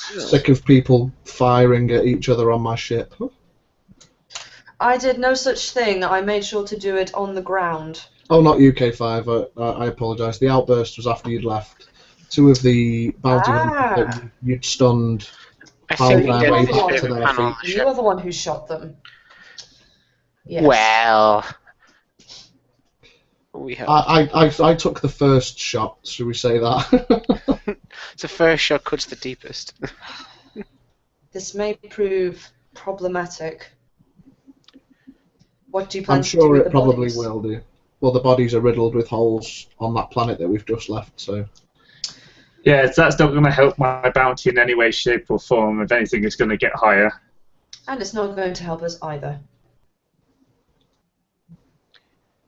Also got the problem that we're harbouring another person who's got a massive bounty on them, several magnitudes greater than Shulu's. We're going to be a goodie bag full of bounties in a minute. As much as I like to spend time with my mentor, I think he's probably going to have to get off the ship at some point. Things are getting a bit too hot on here. Okay. Oh. What I'm going to do before we round off the session is I'm going to skip forward to you guys arriving at Freeport, since I assume that's where you're going. Freeport, that's the name.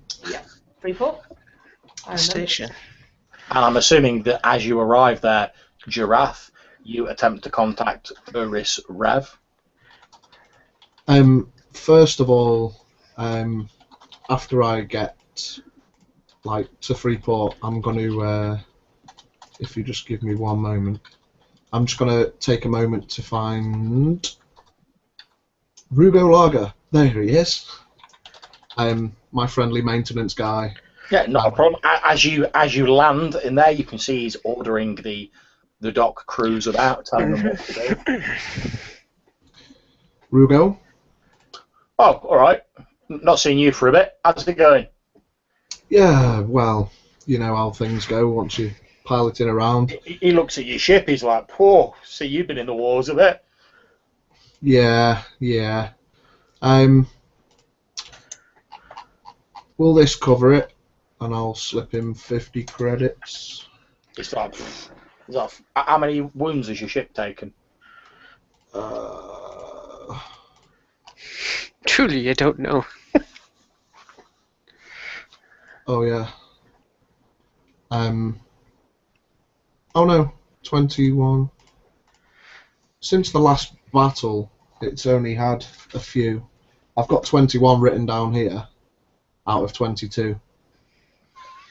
I mean, like the current left, so it only received one wound. At which point, yeah, he takes the 50 credits off you, and he says, "Yeah," he says, "probably looks worse than it is. It only looks like it's cosmetic stuff." He's like, "Yeah, 50 credits should cover it." He's like, "I'll get the boys to start working on it. It's gonna take us about a day, you know, make sure it's all shipshape." Yeah, Make sure no to check the worries. hyperdrive. Yeah, sorry, it's a bit longer than previously, but wow, we backed up a bit. You see, we've got a load of traders in at the minute. No problem. He says, "You know, I can't just let people like skip the head of the line. Sorry." I'll just give him the nod and then start walking away. No problems. As you walk off, you can hear him snapping at some of the other crews. He's like, "No, turn it round the other way. Who taught you how to hold a hydro spanner?" And you head off. I guess next point of call will be to whip out the comm and try and get hold of Uris Rev. Okay, not a problem. You easily get hold of him and meet up with him. He arranges to meet you in the docking bay. A few minutes later, he approaches and he says, "Oh, Mr. Jeraath, I'm pleased to see you. I take it you have some good news for me and our employer." Well, Uris, you could say good news. He looks Possibly around you. not. He looks around you and says, "Well, I can't help but notice, Mr. Jeraath, that your ship is not exactly bulging with illicit Imperial booty." Indeed. When we arrived at the Kraken, we found that not only was it being sucked into a black hole. But we'd come under attack, shall we say, and when we got on board, we discovered that the entire crew of the Kraken had in fact been turned into husks, living infections. Husk. What is husks? I do not understand this term. They were all dead, and well, you should have had no problems with getting any of the cargo off then. And despite being dead, Urus, they were still, however, walking around. He looks at him and he says, well, if you're hoping to give the Great Garuda an excuse for why you've not got any merchandise, I hope you're going to give him a better one than the one you've just given me. I'm going to take out the data pad. So what I did manage to salvage, thanks to a friend, was Imperial movements for the next number of months. He said, his eyes widen a little and he says, well, I'm sure that the Great Garuda will be very interested in this. It seems like you have done a better job than I originally thought, Mr. Jeraath. If you'll give me a few hours to go and verify this with my contacts, then I will bring you back the Great Garuda's response. I should like to keep hold of the data pad.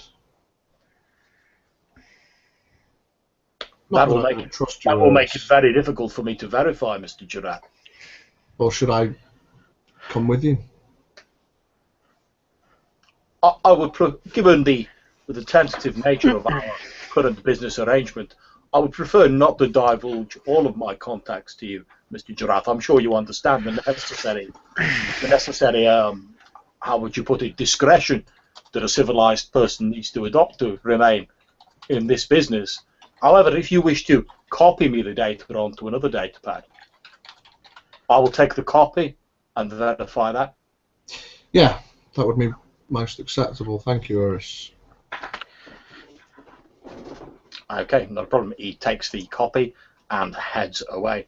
A few hours later, he contacts you on your comlink on board the ship, and he says, well, it appears that the gods have smiled on you, Mr. Jeraath. The data that you've given me is indeed valid, and the Great Garuda is very pleased with this information that you have obtained for him. So pleased, in fact, that he wishes to arrange a personal meeting with you to express his thanks in person.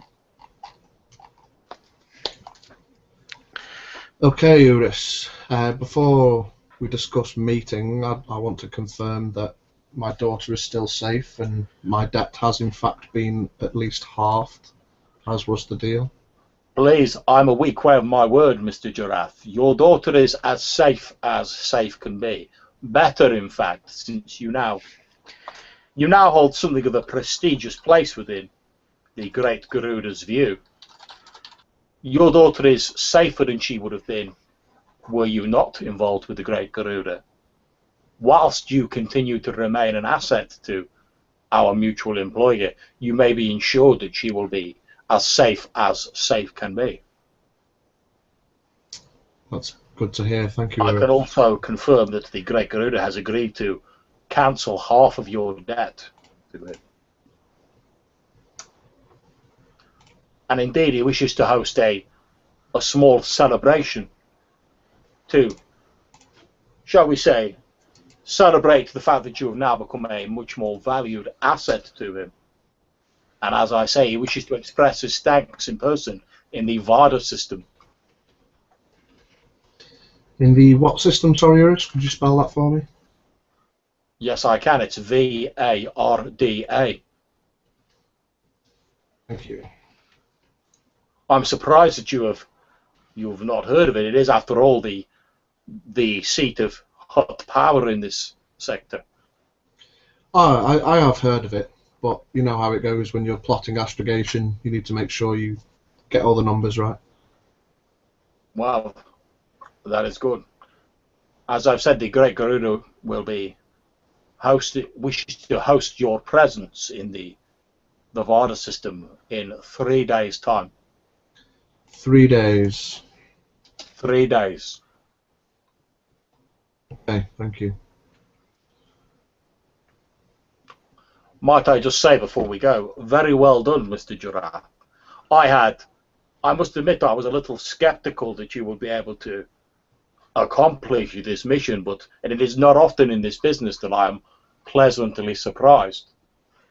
But you have pleasantly surprised me, Mr. Jeraath. Well, it's good to hear.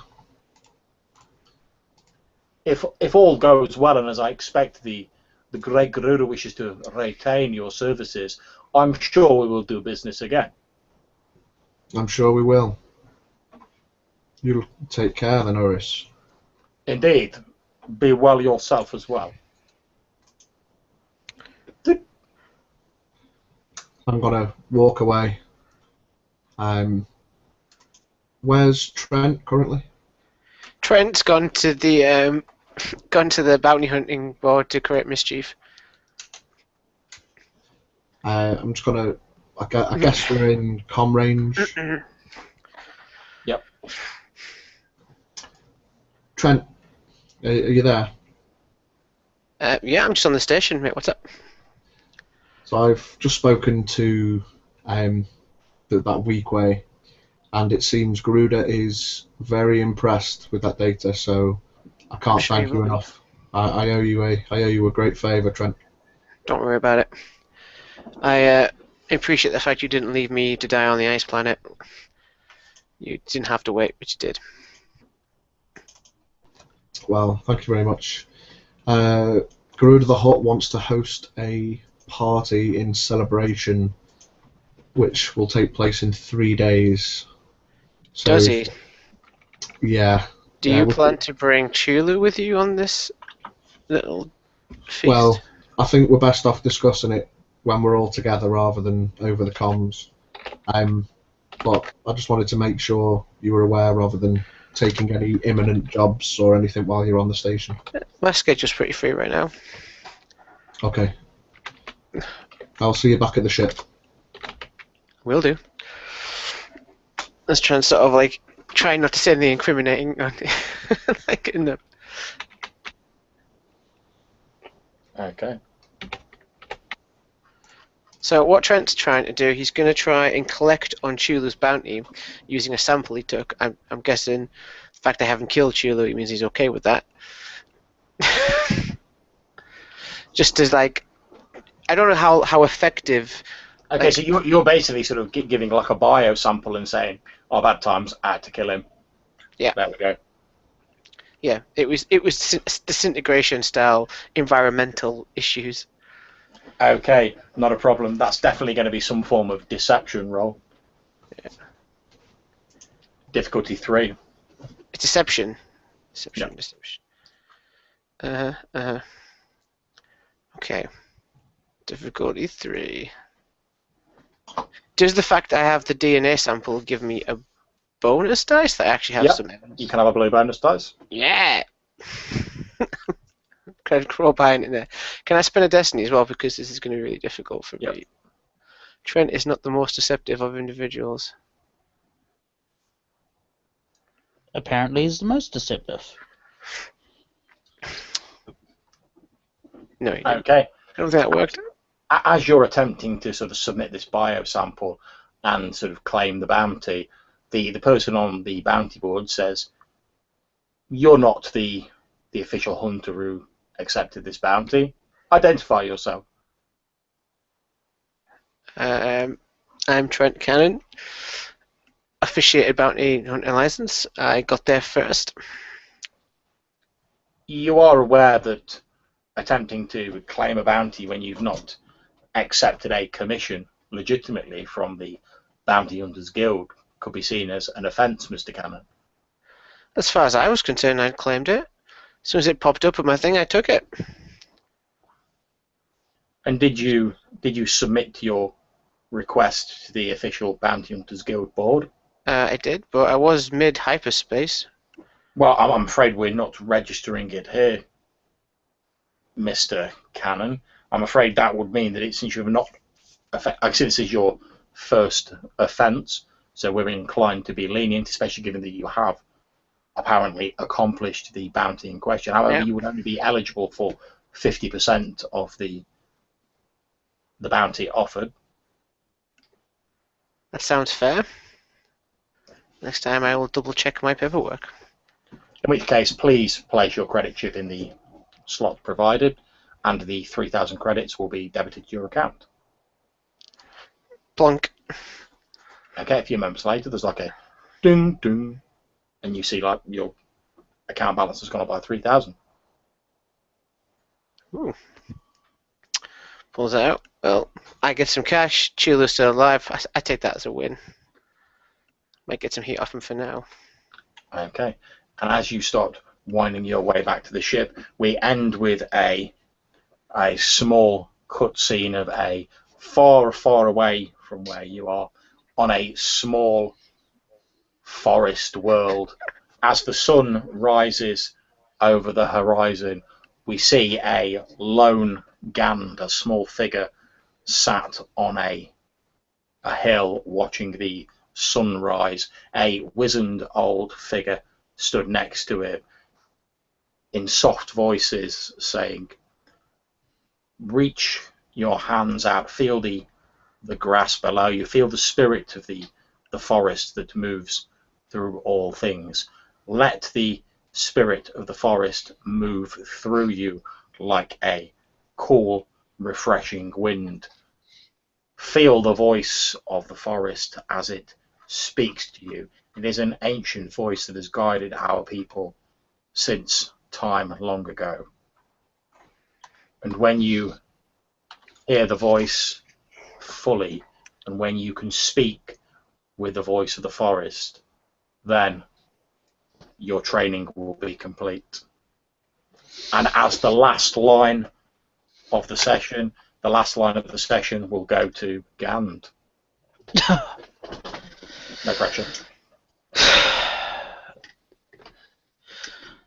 Okay, I can do this.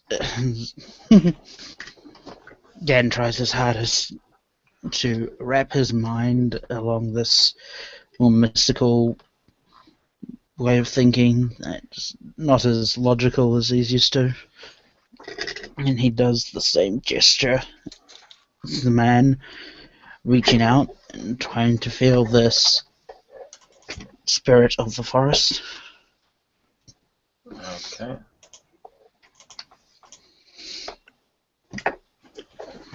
Okay, not a problem. As you reach out, you do indeed feel this strange presence, and as you sort of feel this strange presence, you realise that it encompasses the whole planet, that the whole planet and everything on it are effectively all aspects of the same creature, the same essence, the same force that moves through everything on the planet.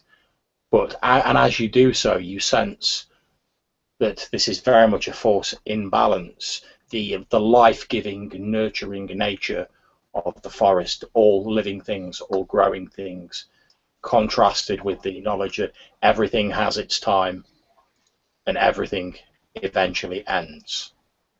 As this session has now ended, thank you very much for playing, guys. I hope you all enjoyed the session. As always, I'm quite happy to chat after the session, but for now I'm going to end the broadcast here. So to anyone who's watching, bye bye.